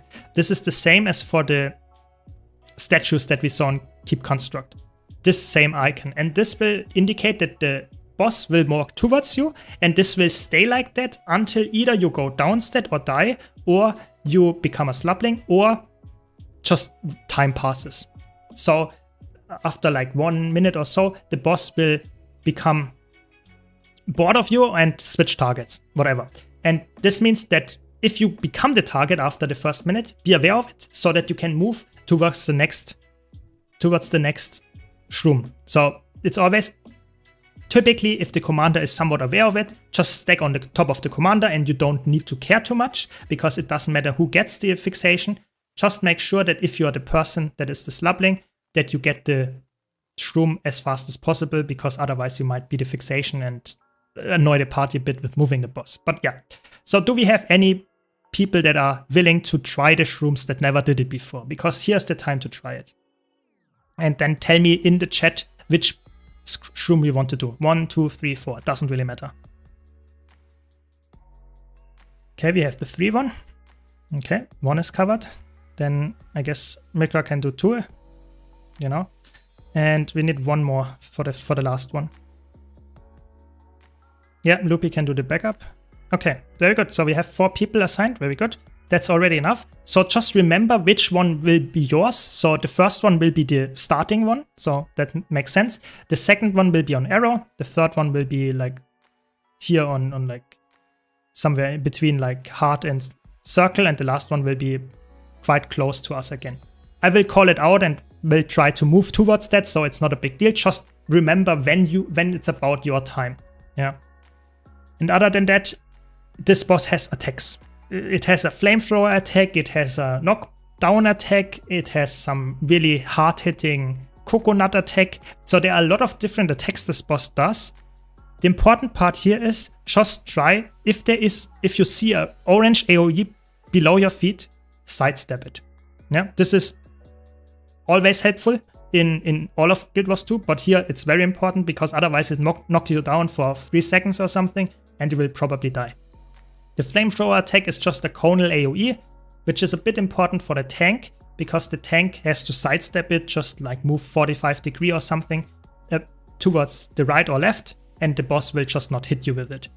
And the coconut attack will happen below 50%, and it will just, the attack will be starting with a not movement of the boss anymore, and then it will do some really nasty just shake. And this shake will do heavy conditions, a lot of damage. You can soak that with invulnerability attacks. And typically you just want to double dodge it. So if this attack happens, you stand rather close to the boss, just double dodging, and you will avoid all of the damage. If you have decent healers, they can also heal through that. But just make sure that you actually don't get hit by a lot of the attacks. Yeah, exactly. If you play Scourge, you have even more red AoEs or Spectre. That is true. That's just how it goes. Yeah. And other than that, what is the last one? Yeah, we have slublings spawning. So on top of the slublings that we create by eating the mushrooms, we have enemy slublings that corrupt our boons.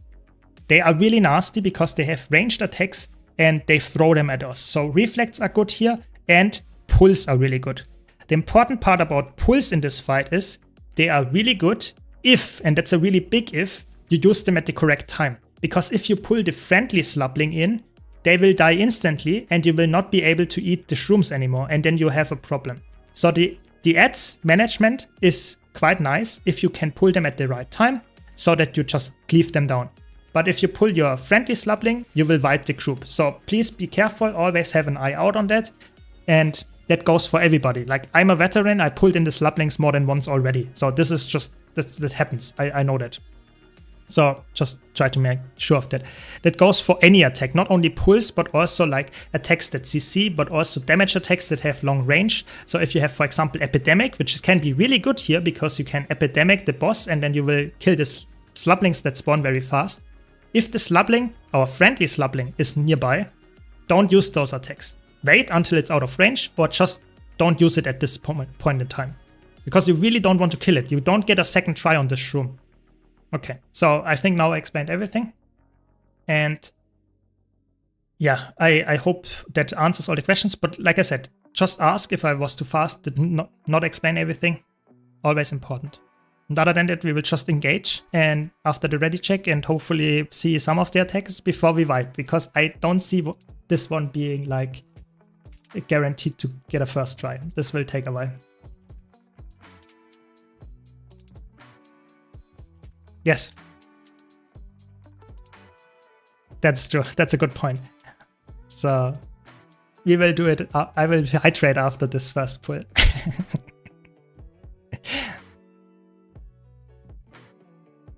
So don't pull in the first slubling. Very good. Nice. Everyone restrained themselves. Very good. Very good.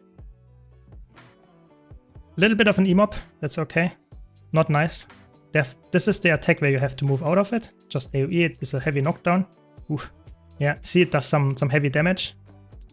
Be careful. You will get the special action key very soon. I will get the resurrection here, hopefully. Everybody. Yeah, good. Good slubling eating. Just eat like 1 or 2 more. You don't have to eat all of them, you know. That's just like time that you waste somewhat on eating shrooms that you don't need to eat. Like 4 or 5 in the direction. Yeah, very good, very good. I will do the pull. There we get the first CC. Now you CC. Just make sure that you are aware that there will be this stability necessary soon. Just apply it to your party. Nice, I got the special action key. This is the flamethrower attack. Just make sure that if you're standing in front tab, you have some Condi cleanses. Now we move the boss a bit. If you're fixated, move the boss in the direction of the shroom, because the next shroom spawned. You can already eat it if you want, if you're the number 2 shroom. That is okay. If you're the tank, you will lose the tank as soon as you eat the shroom. There we go. Just CC the boss. Just make sure to not CC our slabling. Very good. I mean, that is very good what you're doing here. So keep it up. I like it. Move towards the free space, because we will get covered in green goo here if you don't move. Very good, very good. Just move out of the attacks. Exactly, exactly. I will pull the slublings a bit. This is the shake attack, so make sure that you double dodge it. And I obviously, the only one that didn't double dodge it was me, but okay. Very good. Very good, I like it. Good pathing here. Move a bit to the next room. We have the next room spawning. You can't stop eating. You're really like doing a really good job of eating the shrooms, but you don't need to eat all of them. It's completely fine. You can also delay the shrooms a bit. You don't have to do it completely like all the time. But extremely good. Just move here and a bit out of the AoEs. Yeah, exactly. Because they will spawn again. So if you eat all of the shrooms, you will like have some difficulty with clearing the room, because they will despawn. Yeah. Or respawn rather. So this is the nasty coconut attack. I will pull in the slublings a bit. 20%. Careful to not die as the slubling. But I think you're good. You can come back already. That's completely fine. Need some CC now on the boss. I will try to heal you, but we are a bit like... Important part about the slublings is like, if you don't control them very well, they will get... It's really good. Like, very impressive first time. Like, really, really good. Careful now. Stack on top of each other here. We have a CC at range, so try to use your range CC, but don't move in the green. Don't move in the green. Don't move in the green. It does a lot of damage. And I will try to pull in the slublings, because you see the boon corrupt is heavy. It's really, really nasty how much boon corrupt there is. Very good. I think we got like one person feared. I'm sorry for you. I could not save everybody. But now we just get the coconut attack. Dodge it. It takes a bit longer if you have the coconut attack while it's at range, but it's fine. We just stack on top of each other. Careful. Move out of the orange circles. Very good. I like it. Good job, everybody. Nice. Nice eating. If every pack group would eat that like nicely, you see how easy that boss is actually. It's very clean. You see, that's why you don't hydrate before, because now you can say we killed the boss on the first try. Good job, everyone. Really, really nice.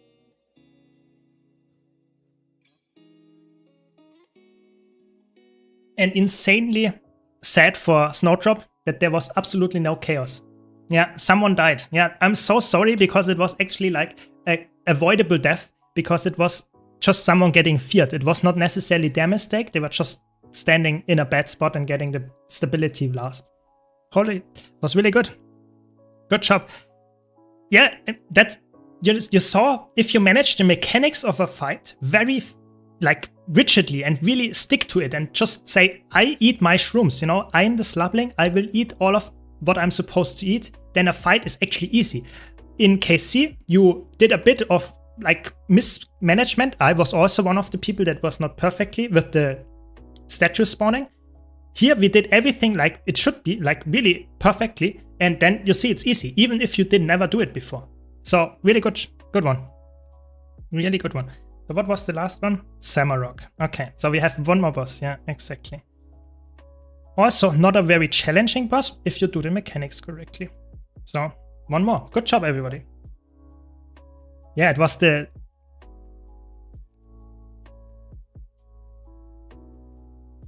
Okay, who is it?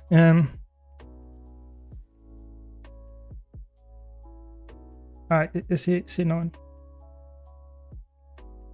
Yes, sure, you can use the command that I posted in Squatch in the trainings chat. It's still there, but I can also post it again, I think.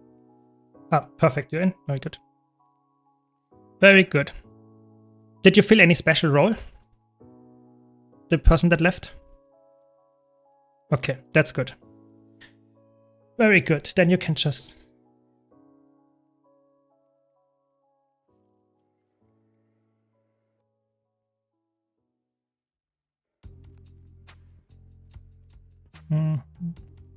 So here is just a puzzle that you have to solve first, but if you're a thief, you can just ignore the puzzle. That's what I'm swapping to my thief.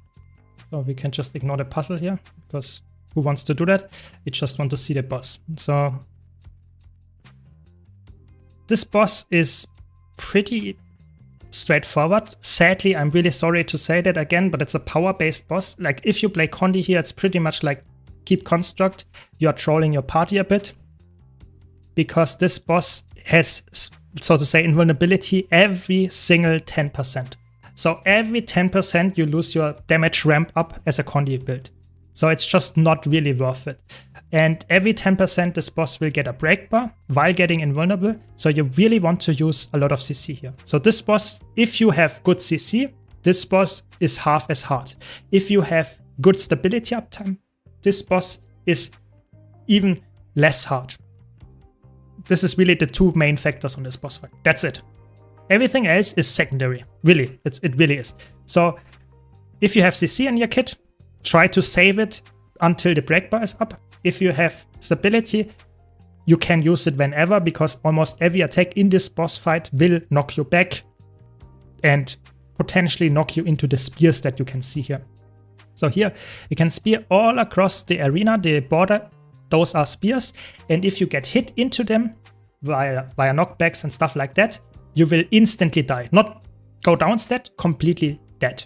So just try to avoid this at all costs. Either dodge the attack of the boss, so it swings its, like, I don't know, hands, whatever you want to call it, or the shockwave that will be there. Just avoid it at all costs. The shockwave, you can jump, you can dodge it, you can have stability. Aegis works if you time it perfectly and you only get hit by one thing, but don't rely on it. And of course, the attacks that the boss itself does that knock you back, just stand behind the boss. 90% of them will be only in front. But in general, if your supports bring a lot of stability, you can just burst through it. So that's the important part. Stability is king in this fight. Other than that, this boss fight has two mechanics, really just two mechanics that we need to take care of. First of all, at 66% and 33% again, the boss will run away. And it will spawn two ads. One of the ads will be very fast to kill, but it will respawn all the time. The second one is invulnerable until the first one is pushed out of the arena on top of Summerrock. So this is something that is quite important, that if you have pushes, if you have pulls or ranged pulls, like for example Mesmer pull, then you can move the smaller ad, the human, on top of Summerrock. I will tell you when to do that. And then the other ad will become vulnerable. We kill this one, and after that we can kill the human. Finally, both are dead, and the boss will come back into the arena. That's the mechanic for this. So if you have ranger knockback with a longbow, if you have Mesmer pull with a temporal cordon, stuff like that, it's good. Just make sure that if you have, for example, spectral grasp or any pulls in your kit that move the enemy towards you, so that is not good. You don't want to move the enemy towards you, you want to pull it away from you or push it away from you. So this is important. And other than that, you have the spear mechanic. And the spear mechanic is where you can really see who's your friend. Because you will get one big AoE that is so to say bad AoE, and one small AoE. And there will be two players when this happens. One of them gets the small one, one of them will get the big one. And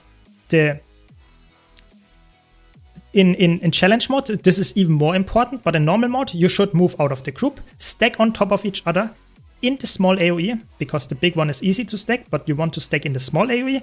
And then as soon as the spear that will come from the sky is done, you can move out of it. So it's just like a couple of seconds, you see it expanding, and then you move out of it again. This will create a field that is really annoying to deal with. But just move out of the group, don't move in any other fields that are created previously, and you will be fine. it's really nice if your supports can provide some stability, because you will still get knocked back from attacks while you have this. So just make sure that both of you are sticking on top of each other. And if that requires you to jump shockwaves or dodge attacks, make sure that works and you stack on top of each other as soon as the circle is there. This is quite important.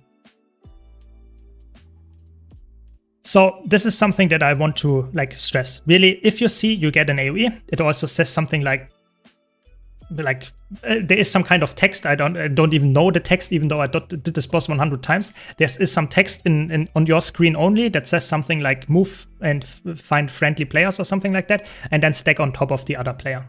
This is it. And this will happen from now and then. Just move out of the group when that happens to you. And other than that, this boss is again not toughness-based tanking, it's fixation-based tanking. So you just want to make sure that the person that has the purple star icon again is moving where I want to move. And this is the important part for this fight specifically. The tank wants to stand in front of the boss because the boss is always facing you, so you're always necessarily in front of the boss. But the rest of the party wants to stand behind. So really make sure that the boss is in a position where the party can stand behind the boss. Because if there is a spear or some AoE behind the boss, this is not good for the party. So the tank has a bit of a like movement involved there. Other than that, the tank every 10% when the break bar appears will be sacrificed or will be eaten, whatever, if you don't get the CC. So make sure that you CC. That's the important part. And after the 10% are over, or the player with the tank fixation, whatever, dies, you will get a new tank. And this tanking is really weird because you can influence it who will get it. So it's not random, but it's also not toughness based. It's always the player, or almost always the player, that is the most far away from Zamorak. So you can technically get the tank all the time, but just keep it in mind that you as a DPS player typically don't want to be the tank. It should be a healer, because they can stand in front of the boss without too much issues with blocks and stuff. So keep that in mind. But those are the mechanics. If you want more CC, I would say probably bring the flamethrower. It's safe, better safe than sorry. Have a bit more push if you can actually like fit that in your build. Yeah, thanks. But in general, like CC is really king here. You don't want to lose anybody. We will also not do any GG strategies or something. We do it like intended. We want to kill this boss with every single player, all 10 people alive. So please just stack on top of me, or if I'm the tank, move behind the boss. That's the main thing. And other than that, just listen to my shoutouts. Use CC when the break bar is up, and yeah, just burst the boss down. Are there any questions? I guess not. But don't be shy, you know. Always, if I was too fast, whatever, just ask. And other than that, we just engage. Hopefully everything works. So the player that runs in first or second typically gets tanked. Very good. We have Patricia being the tank. So stack on where I'm standing. Very good. You can jump the shockwave, so this should not affect your DPS rotation. Keep that in mind. So jumping is no DPS loss for most builds. And that can be worthwhile to know. CC the boss. Very good, CC. I like it. I like it. I will try to get the tank here. There we go. And other than that, just dodge the shockwave or jump it and dodge the attack if you're in front. Now I can get CC'd, so make sure to CC me again. You can heal, so if you are like, it's not like an instant death sentence, you can heal me. Just make sure that you, okay. This is a GG, please, because you really have to CC. Like, it's really important that everyone CCs.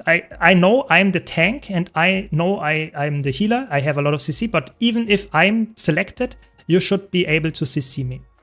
And you can heal me, so that's a shout out for the people that actually have some healing skills, especially in my subgroup.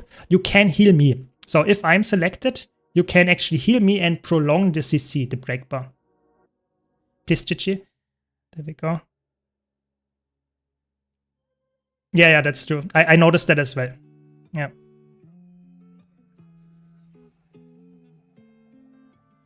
Yeah. Just make sure that if you don't have to CC the boss instantly. Just when you see that the player that is selected gets low health, then you should burn all the CC that you have, because this is when you're about to lose someone. And like I said, you can heal the player that is selected to prolong this. So just make sure that you actually act accordingly.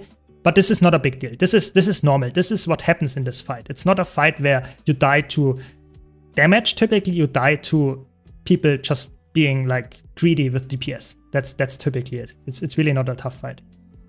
Stand behind the boss if you can. Even the tank can do that. You saw me doing that as well just now, because you don't have to, so to say, if the attack is happening, you can move.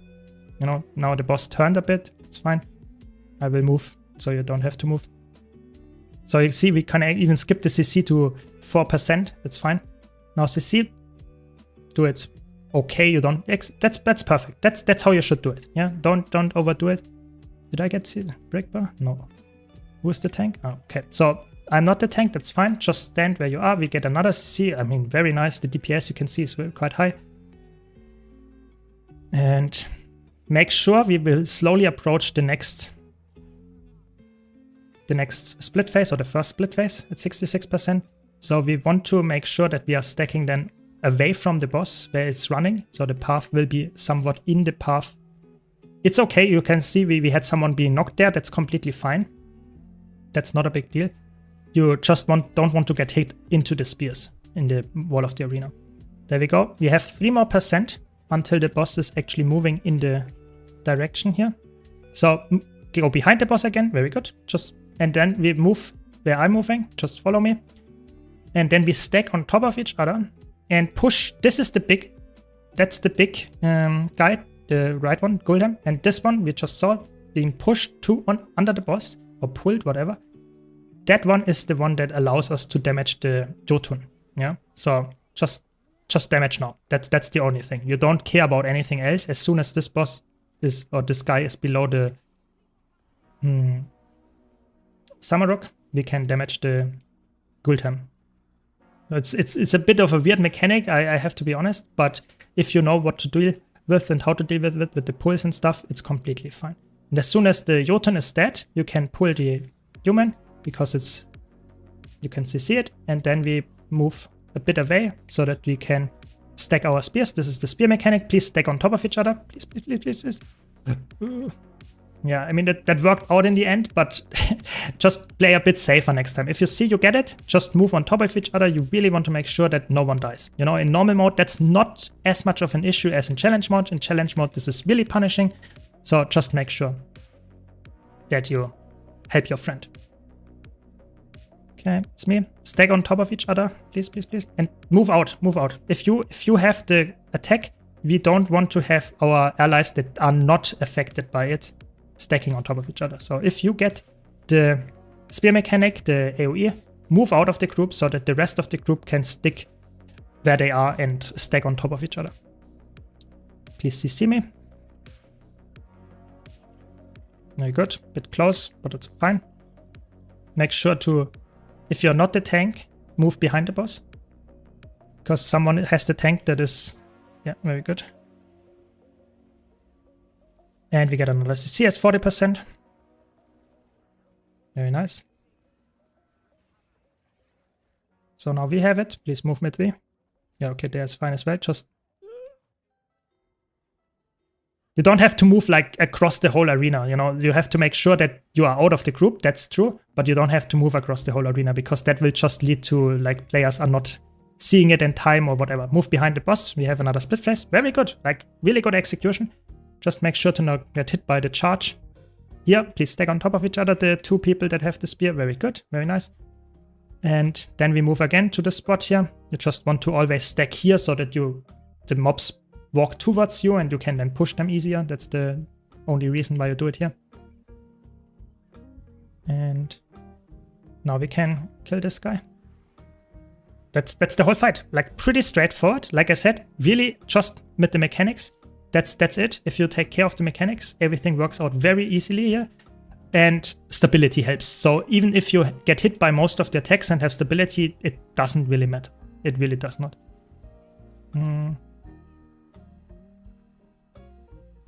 Very good. I like it. Not too much to say. Just make sure. There we go. Fear works also on the small guy. Stack on like top of each other. Don't kill each other.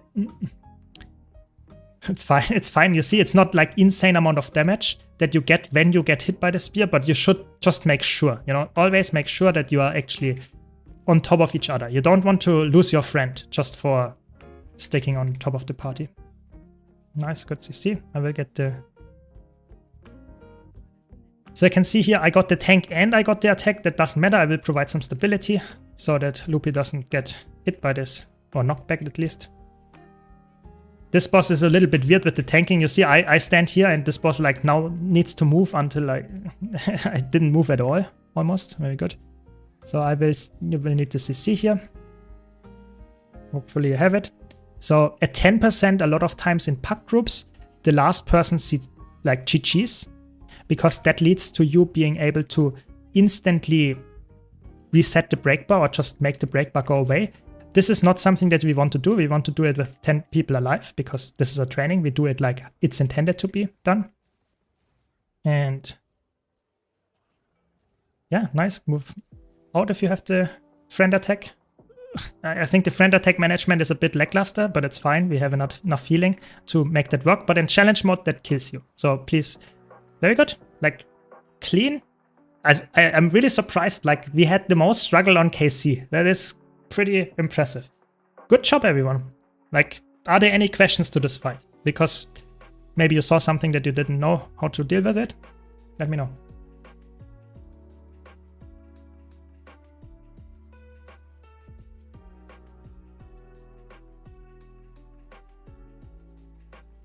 Yes.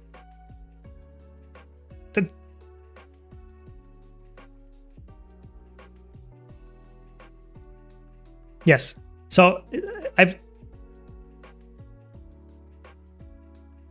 Yeah, that's fair. So in challenge mode, there is a specific strategy for that. So typically in challenge mode, you would say, okay, we move the boss like in this direction, like a U. You see where the arrows is, and you always want to set the spears, the friend attack behind where you just like with the sloth strategy, you want to put it behind your path. In normal mode, that is not really that important. In normal mode, I would say if I get the spear attack, you know, the command attack here, if I get it, I would move like pretty much like here. You don't have to move like across the whole arena. You just move somewhere where there is no spear. You move away from the group in like this range. You don't have to go that far, just so that no one gets hit by the spear. And you only go somewhat behind the boss so that you don't have to actually have stability to negate all of its attack. Those are the rules. But you're right, in a training I could have said move always towards this direction. It would have made it easier. But I think in a normal run you also don't get that. You just see, as a veteran, you always see, oh, there is this attack happening, I moved there. But that is fine. If you like don't get that, then try to move just a bit away from the group, but not too far. I saw it a lot that people run like across the arena, which is really like good. I like that you're actually aware of your attacks, but you should definitely also understand that you need a friend. And if the friend is sleeping, it doesn't help that you run across the whole arena. It actually hurts it, because that means that the friend also has to run that far. And if they don't react in time, it's better to just be out of the group, yes, but not like across the whole arena. So I would say in general, behind the boss, away from the group, but in a decent range. That's my tip. Hopefully that helps a bit, but I'm with you there. I think it would be nice to have a clear strategy where to put it exactly, but it always depends a bit on the tank, on where the spears spawn. So you cannot always say move exactly there, because you will have to see and adjust to the situation.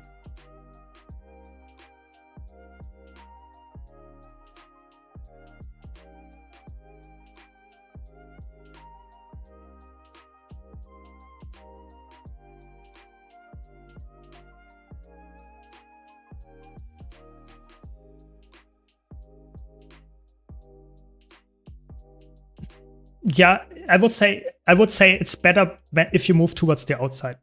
I would say if I had the choice, towards the outside is better, because if you move towards the middle, it means that the tanking becomes a bit more annoying, you know? If you tank in the middle, you can get knocked back, and you might quite likely not get knocked into the spears. But if you tank on the outside, whatever knockback you get hit by, you will die. So you want to make sure that the spears are on the outside and you tank in the middle. Yeah.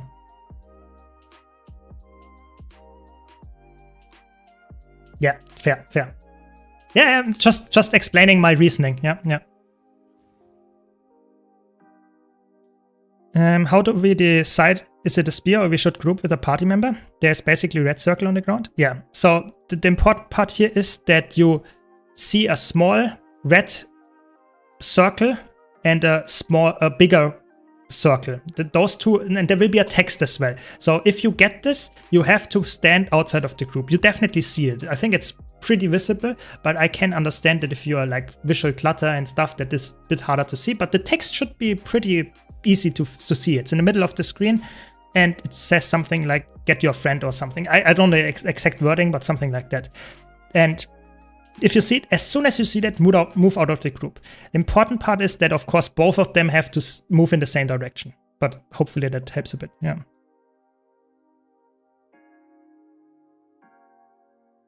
Yeah. I think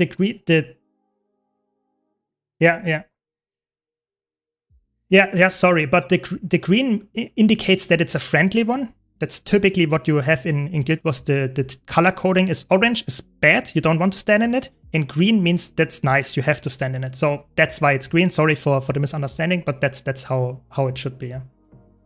So green stack and orange is, so to say, the bad one, even though you want to negate the orange one with the green one. But yeah, hopefully that helps. And was a really nice one. I was surprised how smooth especially the last two bosses went. I actually thought that we killed the Gorseville and KC first time, and then we will be stuck on Slothathor for the rest of the time. So good job, everybody. And yeah, we will do more in the next week. So thanks for joining. Hope you had fun.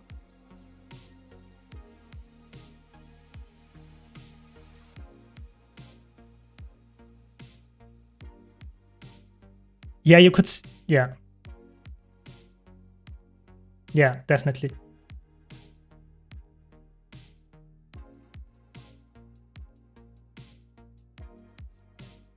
Yeah.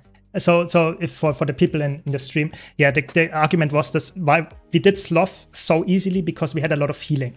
And you could definitely see that I got hit by, for example, the complete shake attack because I was focused on pulling the Slublings or something. And because I have so much healing and Condi Cleanse, it doesn't matter because I instantly healed back up to full because I noticed it in time. So healing creep is definitely noticeable on the older fights. That is 100% true. But I think you also executed it well. That's why we managed it. Because if you kill the Slublings all the time, or friendly ones, it doesn't matter how much healing you have. You will not be able to out-heal the Greens all the time. So, good job.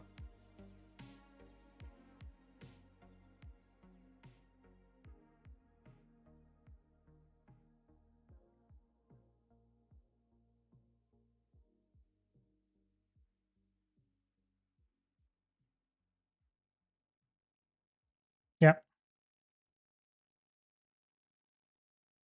Yeah, that is fair.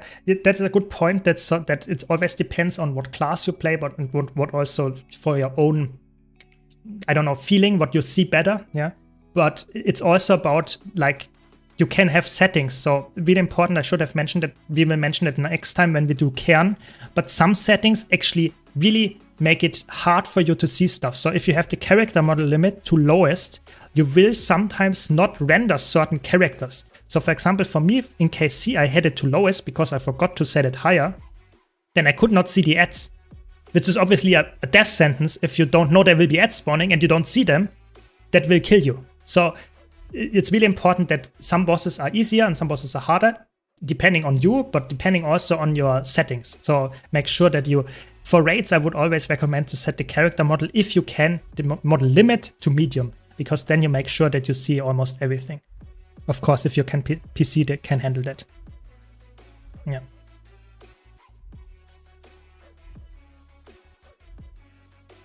Yeah, I mean, hopefully that helps, yeah. But yeah, thanks for joining. No problem, it was fun. And like I said, we will do more in the future for all the people that they can't get enough of this specific trainings, but also like other trainings, other bosses, maybe even fractal trainings if that's some people want that. But yeah. Yeah, I think there are some, I don't like the Wing 5 mini bosses either. I think that they don't, for me, they never render like correctly. I don't know. It's a bit weird. But yeah, I feel you. I would also not do trainings of fights that I think are a bit harder to get into, and Wing 5 is definitely one of them that is, let's say, a bit farther away from doing a training in. I want to like get players into raids, but I don't want to like do Doomsday here on stream. Sorry. Maybe in the future, but not now. Yeah. But yeah, see you around. I will leave the Discord channel now, and have a good day. Thanks for joining. Also for the helpers, really appreciate it. And thanks a lot.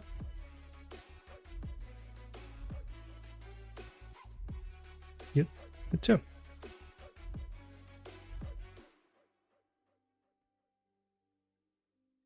Very good. So now I can answer some questions in chat. Yeah, so why did we not do the whole wing? So first of all, I really like to do a different scenery. So that seems a bit weird to say, but I really like the new raid UI and stuff like that. So I know that in the past, a lot of times we get a full Wing 4 training or Wing 1 training.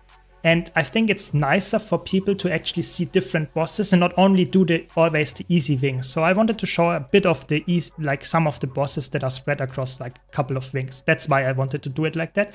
And second of all, I don't want to do bosses that require a lot of specific roles, because I cannot teach someone hand kite, another player tank, and at the same time explain everyone else the mechanics of a fight without knowing that we will spend like 90 minutes plus on this boss. So for example, Dinos. I know this is not a boss that is that challenging to train on, but it's a boss that is not as easy as, for example, explaining Sloth or explaining KC. That's why I want to start with something that is a bit easier, but also gives a bit of a different perspective on different bosses. Yeah. Is SIB worth for gold, or do you just do it for fun? So SIB is typically you do it for fun and the skins. You can make a bit of gold, but I would say most people, you would just say, yeah, do it for the skins and the challenge, the achievements and stuff like that. Yeah. Hey Syrma, what do you prefer as a healer for raiding and open world personally, between Heal Paragon or Heal Tempest? So I can actually explain it a bit more in detail. I think Heal Paragon is really easy to learn. Like Heal Paragon is one of the easiest healers to get into. It's really strong. It is really like safe. Healing Tempest is, in my opinion, a bit squishier and a bit, how can I say, more reliant on you knowing stuff. You know, this setup of Heal Paragon, or maybe going for a different heal, like stuff like that, this is extremely safe. You can run it in 95% of the content and you will succeed. On Tempest, you have like 6 or so different utility slots that you should swap depending on the encounter, or even more because of your lead skill and stuff. So Tempest, I would say, is harder to get into, but more flexible, and because of that, in a lot of cases, slightly better if you have the knowledge for it. Hopefully that makes sense. But both of them are really good. Don't get me wrong, if you play Alacrity heal, I always am really happy to see a Heal Paragon or a Heal Tempest, because I know the boon uptime will be insanely good. It's really safe. They have some ranged resurrection. They have some ranged healing. It's really good. Like, that's why I really like to have those around me. But I would say tanking, for example, can be on Paragon very easy. On Tempests, it can be a bit more challenging if you don't know how to deal with this stuff, because as Elementalists don't have a lot of blocks. Paragon doesn't care that much. You have some blocks and stuff. Hopefully this was a like TLDR version and that helps you. But in general, they are pretty close. And healers nowadays are so power crept, it does not really matter. For raids, all of them work. For open worlds, I would recommend Celestial Paragon or Celestial Tempest instead of a full tank, because then you can actually deal some damage as well. I have build guides on them for my YouTube channel, like both of them. You can check them out. ! Website or !builds in the chat. But that is just my, so to say, summary here. Very good. I'm sorry, Loopy. Thanks a lot for joining. And you sacrificed your coffee. That's really nice. Yeah. Are the Celestial Heal Troubadour and Celestial Heal Mirage still viable builds? So that's a good question. I would say Celestial Heal Troubadour, yes, absolutely. This build is not changed that much. Celestial Heal Mirage is not that good anymore. The problem is not because of the nerfs this time around. It's because of a nerf, I think it was in October last year, I think, where we lost stability on distortion share. And now heal Mirage is okay, it's an okay healer, but it has pretty bad uptime of stability for its allies. So I would say in raids, probably not a good choice. In open world and stuff like that, when you just want to heal casually, completely fine. It's a completely fine healer. But for tryhards in like fractal runs and CMs and stuff like that, or in raids, I would better go for like Troubadour. It's just a better pick. Yeah. Yeah. Yeah, in general, like Fatty puts it here, it doesn't really matter what kind of like content you do in open world. If you want to play a healer, I would always recommend a Celestial healer, because Celestial healers provide some damage, like Celestial Firebrand, but also Celestial Tempest, Celestial Scourge. It doesn't matter. Celestial healers are more superior than normal healers in open world, because in open world, the damage output that you do is more important than having a bit more healing, because typically you don't need that much healing. Hope that makes sense. What is CMs? CMs is just abbreviation for challenge modes. So you have normal modes in Guild Wars 2, and you have challenge modes, and the challenge modes typically are abbreviated. I can't speak. Abbreviated by challenge mode, so CM. Yes, hopefully that makes sense. Yeah. Yes, glad you liked the website. Yeah. Thanks, Snow, for joining. Yes. Thanks for joining. Yes. So, challenge modes, just to repeat, are CMs. That's it. Challenge modes, and those are in a wide variety of things. It's like considered to be harder, but you saw it today. We did keep construct challenge mode, and it was pretty much the normal mode, and we did it with people that never did it before. Hope that makes sense. Yeah. Yeah. No, I just read that you got the ads. That's why I did it again. Yeah. Yeah. Guardian got hit quite hard. Like Guardian as a specifically as a DPS build in PvE, as a power DPS build. Don't get me wrong, it's still insanely good, because it was extremely good before the patch, but it's definitely one of the classes that got hit the hardest. So keep that in mind. But I really want to stress that if you're a new player, veteran, whatever, this patch just nerfed the whole power level, the DPS power level down. So if you like a class, this will not change the build. It will not change how good this class is, because all of them are still viable. All of them are still good. It's just a little bit less DPS. Some classes got more DPS loss, some classes got less. But overall, you should not care about it too much. If you enjoy a class, play it. You know, some classes like Scourge didn't get a single change. Some classes like Luminary got a lot of changes, but it doesn't mean that Scourge is better than Luminary now. You can play Luminary if you like it, it's really good. If you can play Scourge if you like it, it's really good. So really want to stress that here. It's important. Yeah. And a lot of bosses got nerfed on top of that. That's good, yeah. Yeah, I get that you say that you want to have like a specific effort put in and you want to get a specific DPS output for this effort. I think that's fair. But I think that was before the patch the case, and it's after the patch the case. It doesn't really change because of the patch. So I would say it's a fine mindset, and it's completely okay and understandable, but then it's so to say your, I don't know, reasoning to find a new build or something that you want to play. But I would say you can play whatever you like and it's still perfectly fine. Like 10%, most players have more fluctuation in their rotation performance than the actual damage number that went down. Like getting to 90% of the benchmark before the patch is the same difficulty than it is to reach 90% of the benchmark right now. And if you never reach 70% plus, then you will not notice the difference in damage output almost everywhere. So hopefully that makes sense. Yeah, they didn't nerf Harvest Tempest here. They didn't nerf the big challenge modes. Yes. But yeah, I think that's also the end of today's stream. I think it was really fun. Hope you enjoyed it.